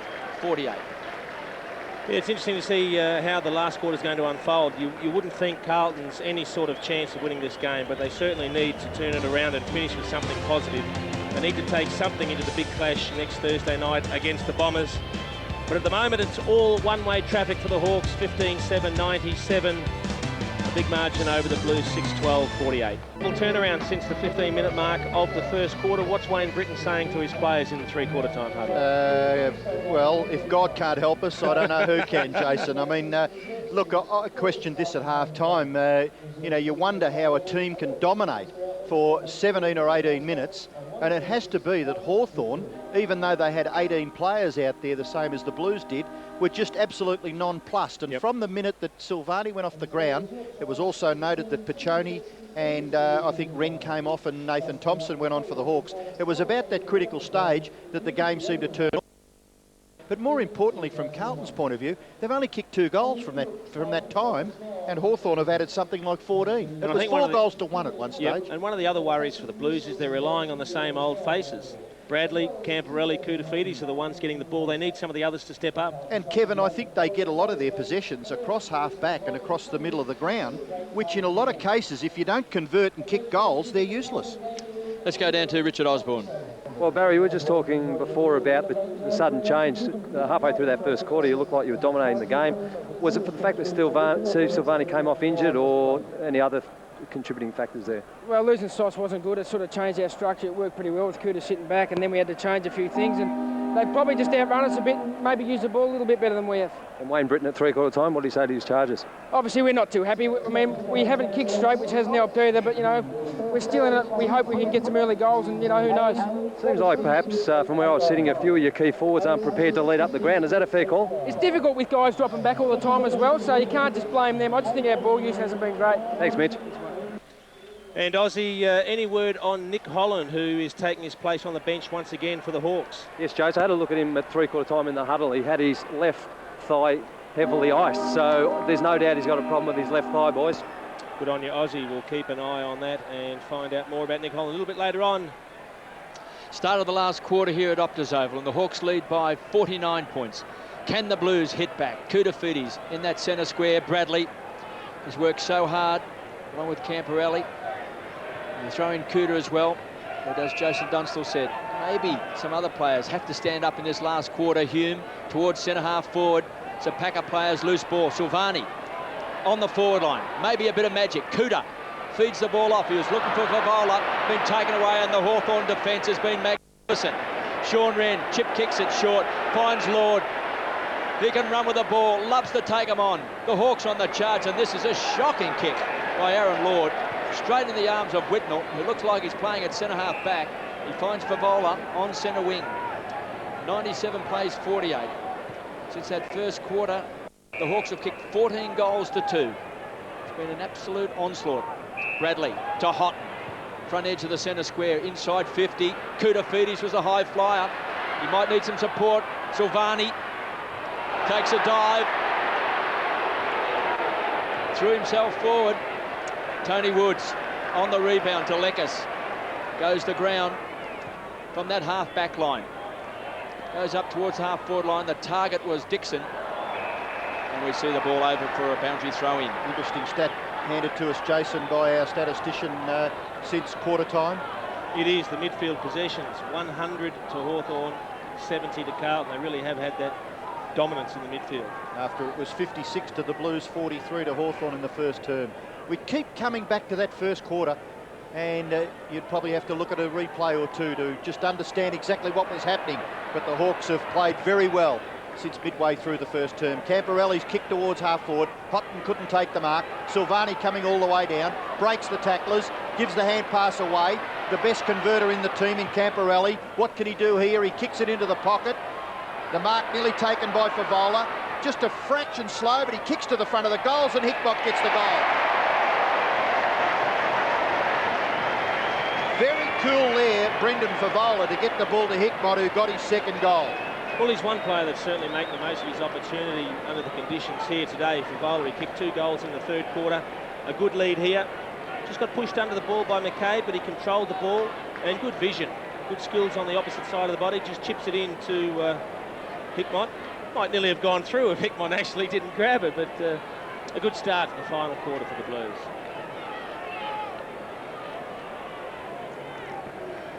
Just the start the Blues wanted. Favola's been pretty handy since half-time. He's booted a couple of goals, did set that one up to Hickmott. Being picked up by Mark Graham. Wren in the ruck. Against Allen. Koutafidis. Can he play a blinder in this last term? Back inside 50, Silvani. Big fist away. They'll need a crummer. Hay, close to best player on the ground today. Heads for the boundary line. Favola keeps the ball alive. Hickmott. Coming in hard that time also was hot and showed strength. Camporelli ricochets back in the arms of Tallis, who heads straight for the line. No doubt what he wanted, and that was for that ball to bounce over for a toss back in. Have a look at the appealing look on Ray Tallis' face. Nothing else he could do. There was nobody upfield except a couple of Carlton jumpers. I didn't mean that, did I, Jason? I didn't mean that. Wren and Allen. They'll lock horns. Allen has been sharked that time by Tony Woods. Bradley just continues to win possessions. 23, 22 to Camporelli. The kick's a poor one. It was well read by Luke McCabe. Underrated player, Luke McCabe. Just does his job across half-back. I agree. Just picks up an opponent. Puts him out of business. Tony Woods. He's had a big role today on Ratton. He's picked up possessions. It hasn't been just an imposing force. And there's Crawford. The high flyer to Dixon. Runs to 50. Unloads. Big bomb. Barker's getting back. Too much carry and through for a behind. The problem they've had a couple of times up forward for Hawthorn is the final lead. The lead's coming out of the squares. They're really leading away from the vision of the player with the ball. At least one of the options has to come straight into the player's vision and give him a chance to pinpoint a pass. Dean Rice able to kick the ball straight down the ground, marked by Fletcher. He goes out wide, looks for Houghton, kept front posse pretty well. Camporelli provides just a little bit of interference on the Hawthorn player to allow Houghton to get away and deliver the ball beautifully to Ratton. He goes into the middle, taken here by Houlihan. Houlihan towards half forward, and that was a good transfer of the football from full-back, which has given Matthew Allen a chance to kick for goal from about 40 metres, pretty well straight in front. They have to kick 8 unanswered goals to win the game. They've only managed to kick 7 so far. Pretty quiet, Matthew Allen, just the 5 possessions. That's his 6th. Matthew Allen goes for goal, and you wouldn't think, if he couldn't convert there, that the Blues can go ahead and win this game from quarter time, or from probably 10 minutes from quarter time. The Hawks have controlled it. Kick in by Rawlings. Lekas is marked. He is at centre half-back. Goes out wide. Chick has made good position. Dropped the mark. Now he's put himself under a bit of pressure. Hume, the player, to confront Daniel Chick. Daniel Chick, a little kick out of that little congestion. Knocked forward by Lord. Well done. Spotted Woods. Woods' little kick okay as well. If he didn't take the mark, Johnny Barker, he was going to get a free kick. And then he kicks into the pocket. And equally as well done by Hawthorn, bringing the ball back from the Allen behind which now sees the ball with Nathan Thompson probably a similar distance and just a slightly worse angle than confronted Matthew Allen as we watch Daniel Chick's little kick out of that pack of 2 or 3 players. Yeah, 2 pieces of smart play, the quick kick off the ground from Chick and then the tap inside from Aaron Lord. Nathan Thompson shooting for goal number 16. Goes short, ill-directed. Chance for the Blues to clear. Back goes McKay, dispossessed by Bowyer. Koutafides, well done, McKay. In turn, Massey. Massey goes long and high. Kicks in the direction of Beaumont. Beaumont and Graham. No mark taken. Hume to provide the contest there with Lord. Tallis is well tackled. Crawford over the top. And the ball will be bounced. Brett Ratton at the bottom of the pack there, not able to take possession of the ball, but he did a good job to lock up Raiden Tallis. Good tackle and good decision. Hawks by 43 points. Ball up just outside of 50. And the free kick will go to Allen. So the Blues not wasting any time. They need to get some goals on the board quickly. Houghton's going to be a target. Read the ball well. It was good hands. Great tackling also. Fantastic play. Leckers has been an unsung hero today as well. On the boundary line, Leckers again. Second effort. Sets it up to Graham. Gets a call there from Tallis to bounce the ball back towards Chick. High flyer in front of the pack was Tony Woods to Crawford. Loose players for the Hawks wide. They can set it up 3 against 1. Lord, long raking handball. Finds Jonathan Hay. He'll run to 50. Unloads. Big ball. Big goal!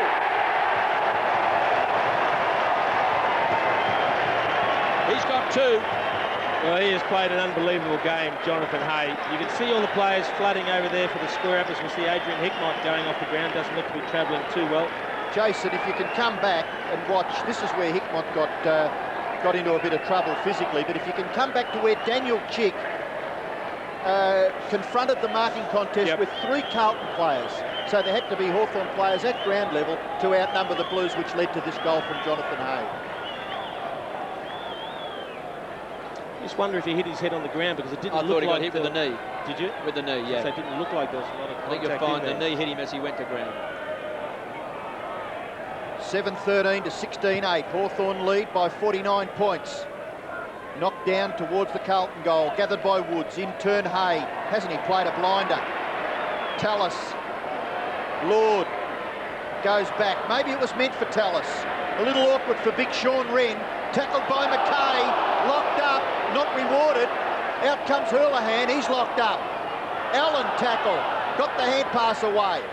Chance for Ratton to Camporelli. Camporelli along the boundary line looking for Beaumont. Paid the mark? No, paid the free kick over the shoulder according to the umpire. Goes for the leading player, which was Favola. Favola off to Lappin. Lappin rather lazily out on the full. Matthew Lappin, you can do better than that. In fact, I would have thought if that was Jason Dunstall, he would have marked that Favola, because that's what you were good at, Jason, running full pelt at the ball. Eyes really hard on the ball, taking the mark.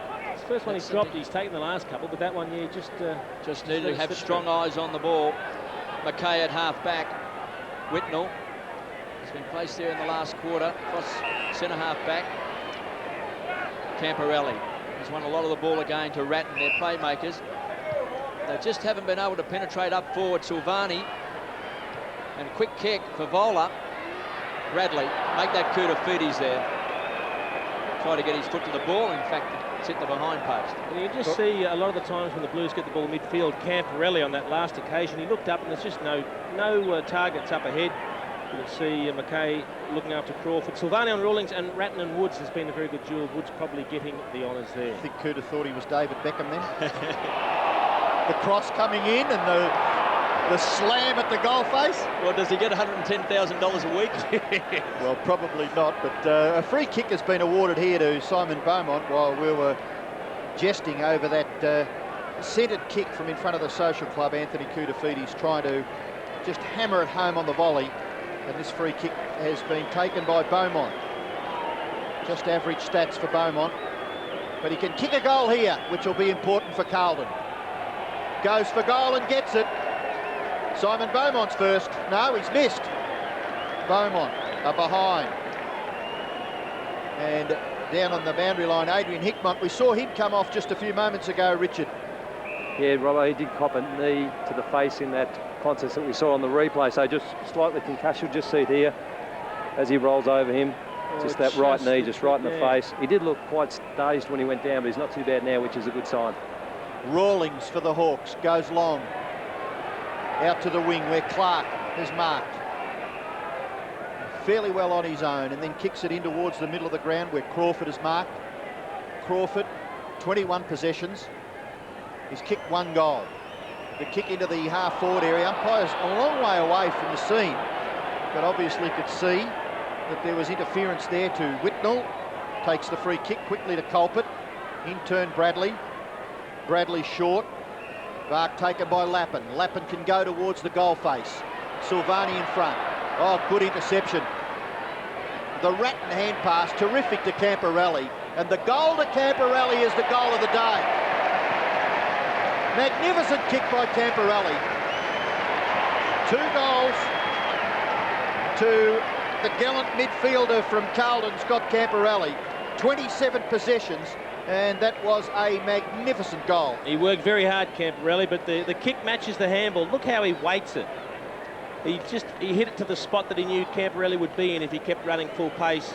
It was a magnificent handball, and that's a brilliant finish as well. And one of the few Blues players can hold his head high today. Please go to the social club reception. Camporelli trying to drag the Blues back into this game. 27 possessions, 4 marks and 2 goals. And they've got just over 11 minutes to do it. Crawford out of the centre square. Here come the Hawks. Barker went the punch. Hitting the ball hard was young Clark, taken away by Massey. McKay, cross half back. Sets it up short. Didn't really hit a target. Camporelli has become one of the superstar midfielders of the competition. One of his rare mistakes today, and Daniel Chick unloads and through for a behind.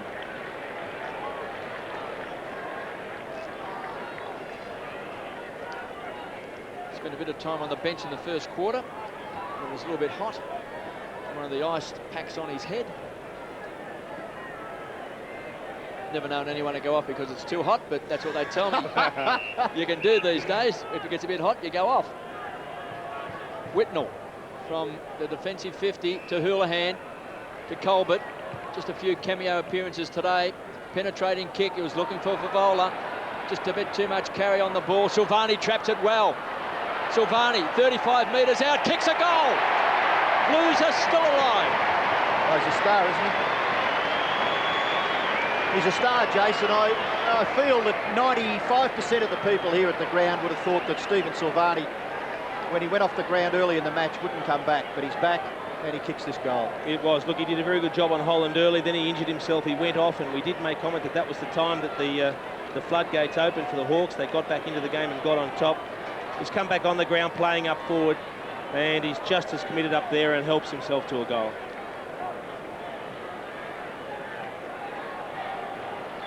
No fancy Dan stuff by Stephen Silvani. Just does the job, gets the goal, see you later. Pick the ball up, kick a Get goal. it back to the centre. Start again, and that's exactly what they've done. 37 points now. Culpet to Ratton. Ratton quickly onto his boot, kicks a wobbly old punt kick to half forward. McCabe shares it. Kick forward by Lekis. In turn, Woods. Woods out wide, but the kick falls short, and McCabe. He's tried hard all day, Andrew McKay. Against the odds, Bradley goes in towards the forward pocket area. Favola couldn't take the mark. Back there was McFarlane, gathered by Tallis. Tallis goes out wide, and the mark is taken out there by Bowyer. 16-9 plays 9-14, and Bowyer has the ball on centre wing for Hawthorn. 9.5 minutes left. 7 goals they need Carlton to win the game. Fairly well insurmountable task, you would think. Hawthorn having control of the football. McFarlane is at centre half back. No one really to share it with, so he decides after 2 or 3 looks down the ground. Oh! Brent Road! Just had the perfect sit, Robbo, didn't he? But he just timed it beautifully, though. Yeah, you could just see Dixon and Rice jostling in front. A lovely ride on top. Trent Croad, a terrific mark.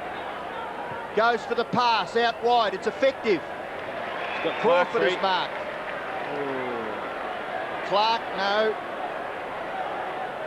Getting back as Ratton to mine young Clark. Crawford could kick the distance, couldn't he, from 50? I think he'd Breeze struggle coming in from here. from just outside 50. He'd have to kick it, Rob. I think that's right on his limit. He's got to kick it a bit left because the ball has been floating left to right. They're looking to set something up. He's still looking for an option. He can square it up to the far side. That's exactly where he's gone. And that player is a little closer to goal. But Bowyer just crept inside on the far side. He's got himself 45 metres out. It may only be a gain of about 5 metres, but what it does is it puts him within range of goals, whereas Crawford was probably just outside his range. Who was the better kick, maybe? Look at Crode here. It's a beauty, isn't it? Who's the better kick here between, say, Crawford from 50 and Glenn Bowyer from about 45? Probably a toss of the coin, Robbo. We'll soon know, won't we? Because I think Bowyer's a certainty to get the distance, whereas Crawford wasn't. He looks as though he's on a mission here to kick Hawthorn's 17th goal. Gets close to the man on the mark. Shanks it. Hooks the kick to the front of the goal square. Gathered by Houlihan. Hand pass a little emphatic. Colpert does well to Hume. Hume goes wide. Lappin and McCabe. Lappin does nicely. And then kicks it in towards full forward. No mark. The ball spills to the front of the pack. Well done again there by McFarlane. He'll get it back. Slipping over. He's got a player in support. Rawlings gets the hand pass away. Back he goes to McFarlane. McFarlane bombs away in the direction of Chick. Gets rid of Houghton, but there to help out is Porter. Ratton gathers, dispossessed. In goes Houghton, handball away. Massey, Fletcher, in turn. This is Colpert. Colpert towards the goal square. Can the Blues take a mark? Yes, they can. It's Beaumont from behind. Judged it a little better through the air. The ball had a bit too much carry from the Hawthorn defender's point of view, and Beaumont is marked right in front, only a matter of 15, maybe 18 metres out. Gee, that's a great mark. He just stretched back and trapped the ball with the one hand as the ball was coming over the back of the pack. Going for goal, Simon Beaumont does just that, kicks the goal. Beaumont gets his first, and the Blues get their 10th goal with 6.5 minutes left. They trail by 31 points. Hawthorn 16-9, Carlton 9-10-14. Unfortunately, it's all too little too late for the Blues. They kicked some goals early in the game and then virtually nothing for 2.5 quarters. And now they're starting to get going again in the last quarter when it's all well and truly over. But a good mark and goal from Simon Beaumont.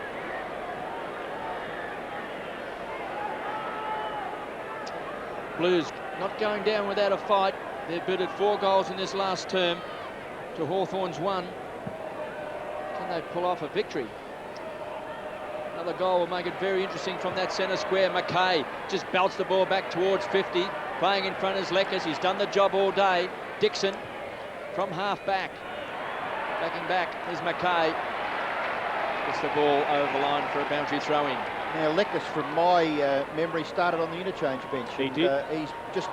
He's worked tirelessly, hasn't he? 20 possessions and a goal. He did the same thing last week, Robbo. Started on the bench, but he was used to very good effect when he came on, and let's hope he can get back to some of the form we've seen him in past years.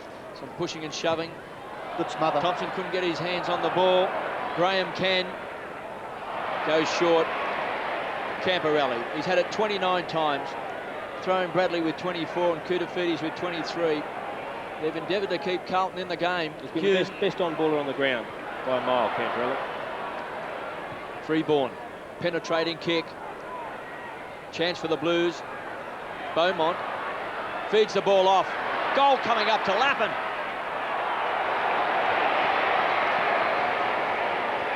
He has missed. 1 goal 3. That would have been a big goal for the Blues, and that young Carlton supporter is stunned. How do you like the stats, Ratton versus Woods, Jason? Well, 23 apiece, and I think Ratton hasn't had a great impact on the game. You'd say, if you were the Hawthorn coach, you'd be very happy with Tony Wood's performance. Callis loose on the centre wing, finds Leckers, so a big chance for the Hawks. Kicks it into the pocket. Oh, well done, very well done by Massey on Barker. Barker had him out of position, but Massey able to get a hand on the football and force a boundary throw in. He's found himself a couple of times today, Chris Massey, matched up against taller opponents that would probably have the advantage in an aerial battle, but he's stuck to his task. Looking from behind the goals at the Legends stand end of the ground, right down towards the Social Club, up in the left-hand corner of the screen there, has the ruck contest between, that's a throw, wasn't it by Sean Wren? Yep. Mackay, Bradley, Massey. Massey from half-back breaks the tackle. This is the sort of thing the Blues would be looking for from Chris Massey. He's been around for a couple of years and then kicks in towards full forward, punched away at the fall of the ball. Lappin, there's a goal coming up, isn't it? It bounces beautifully for Beaumont, and he kicks it out of mid-air in the finish. Made hard work of it, got the goal. Second goal to Beaumont. Well, if they'd have messed that up, that would have been the story of the day. 11-15, play 16-9. Just have a look at the quick kick comes over, and the ball, in actual fact, it nearly sits too quickly for Beaumont, and he just grabs at it quickly, throws it down, and then he realises he's going to be under pressure, so very coolly just kicks it through off the ground. He did very well, probably a little bit more complicated than he thought it would be at the start.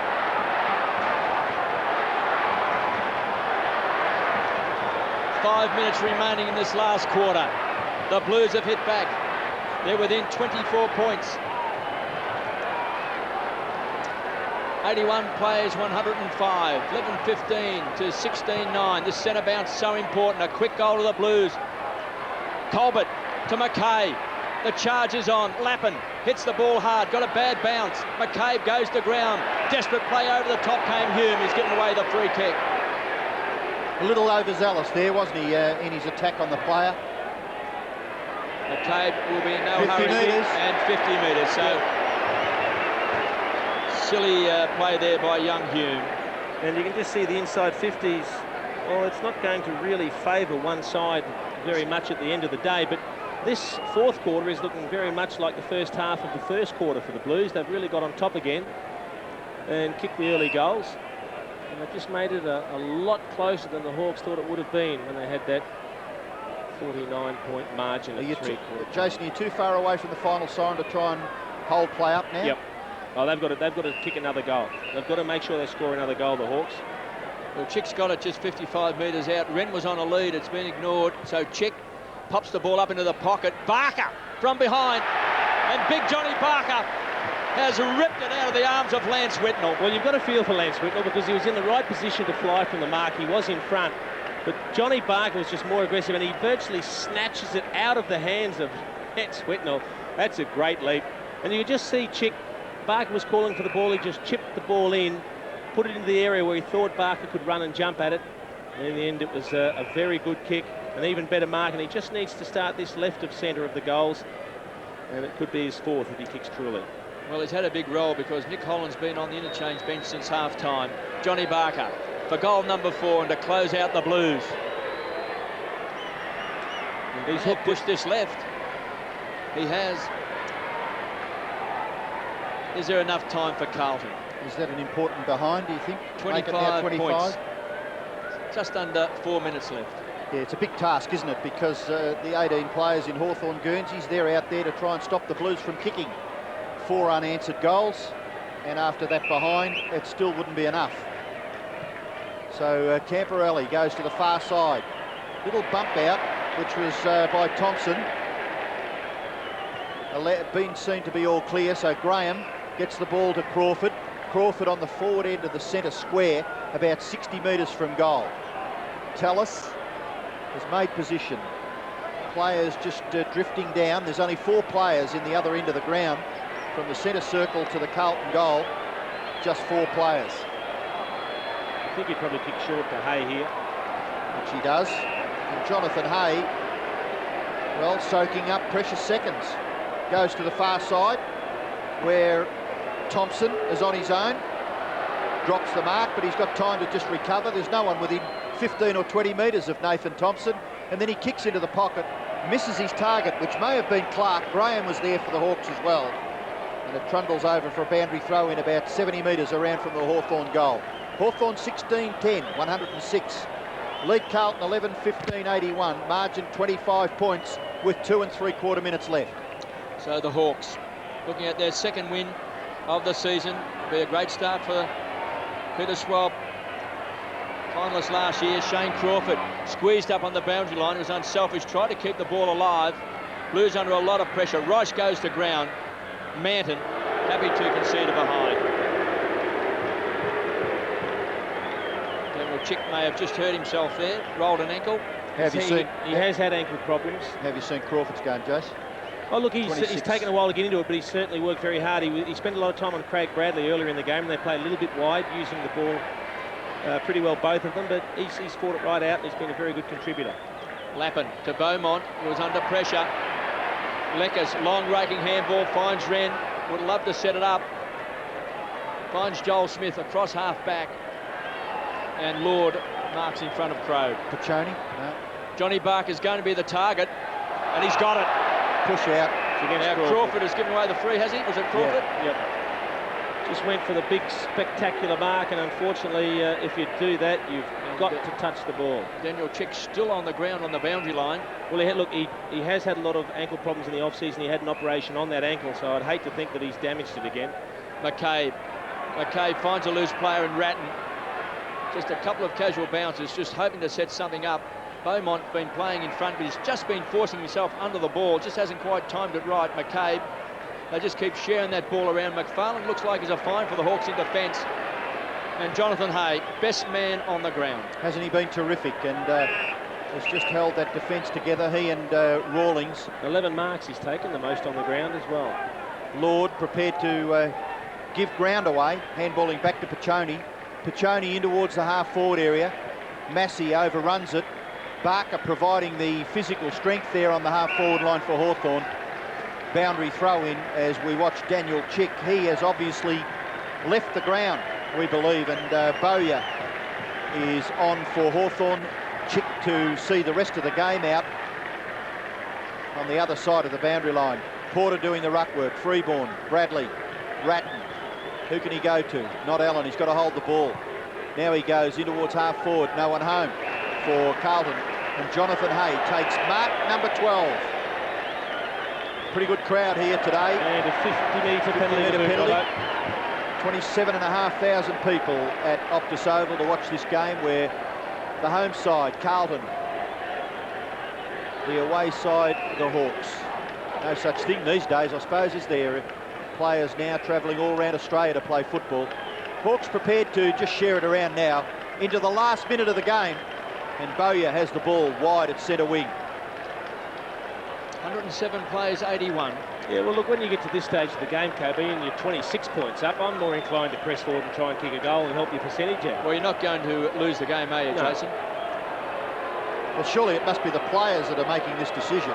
They couldn't get a message like this from the runner so quickly, could they? Oh, look, I'm all for doing this if the game's tight. Okay. But when you've got 26 points left, 26-point margin, and you know there can only be a minute or two left, I would be pushing forward, trying to kick another goal and get the percentage up, because you can establish good percentage early on in the season. Well, getting the cheers of the crowd is David Parkin. Hawthorn have defeated Carlton 16-11-107. The Blues 11-15-81. They'd lost 10 out of their last 11 games against the Blues. David Parkin in the coach's box today, last year's coach of Carlton, and they've turned it around. 16-11-107. Magnificent performance. They've won by 26 points over the Blues. 11-15-81. And I think there's a lot of relief amongst those Hawthorn players. They're very happy with the performance. They've stopped a very disturbing trend, because it's been lean pickings for them, not just against Carlton, particularly here at Optus Oval as well. They've had their problems, and I think down on the ground, Richard Osborne has one of the Hawk heroes, Jonathan Hay, with him. Jonathan Hay, 2 goals, fantastic running. 10 out of the last 11 games, the Blues have won, so obviously it's a big win for the Hawks. Oh, for sure. Maybe we haven't beaten them for about 5 or 6 years, so I mean today was just massive. That whole half back line seemed to be so attacking for your side. Is that something that Swabby's really instilled into the back line? We're starting to play a lot together now, so you know we've got a bit of a foundation going. So you know we're starting to work in quite well together. And Sean Wren, second game for the club, I thought in that second half he really started to get into it, and that's really important for the Hawks. Rennie's just been fantastic since day dot. Very professional, and it's just great having him on board. Thanks, mate. Great win. Thank you very much. Great performance from Jonathan Hay. 19 kicks, 5 hand passes, 12 marks and 2 goals playing down back. An absolutely amazing performance for the young fellow. He just matures week in and week out. Jason and Kevin, you can't win a game of modern Australian football if you can't kick a goal in half a game, can you? No, they kicked 10 straight behinds at one stage, Carlton. They were 4-1, they were 4-11, so bad kicking is bad football. That's been an old adage for a long, long time. The final siren's gone at Optus Oval. It's victory to the Hawks, 16-11-107 to the Blues, 11-15-81.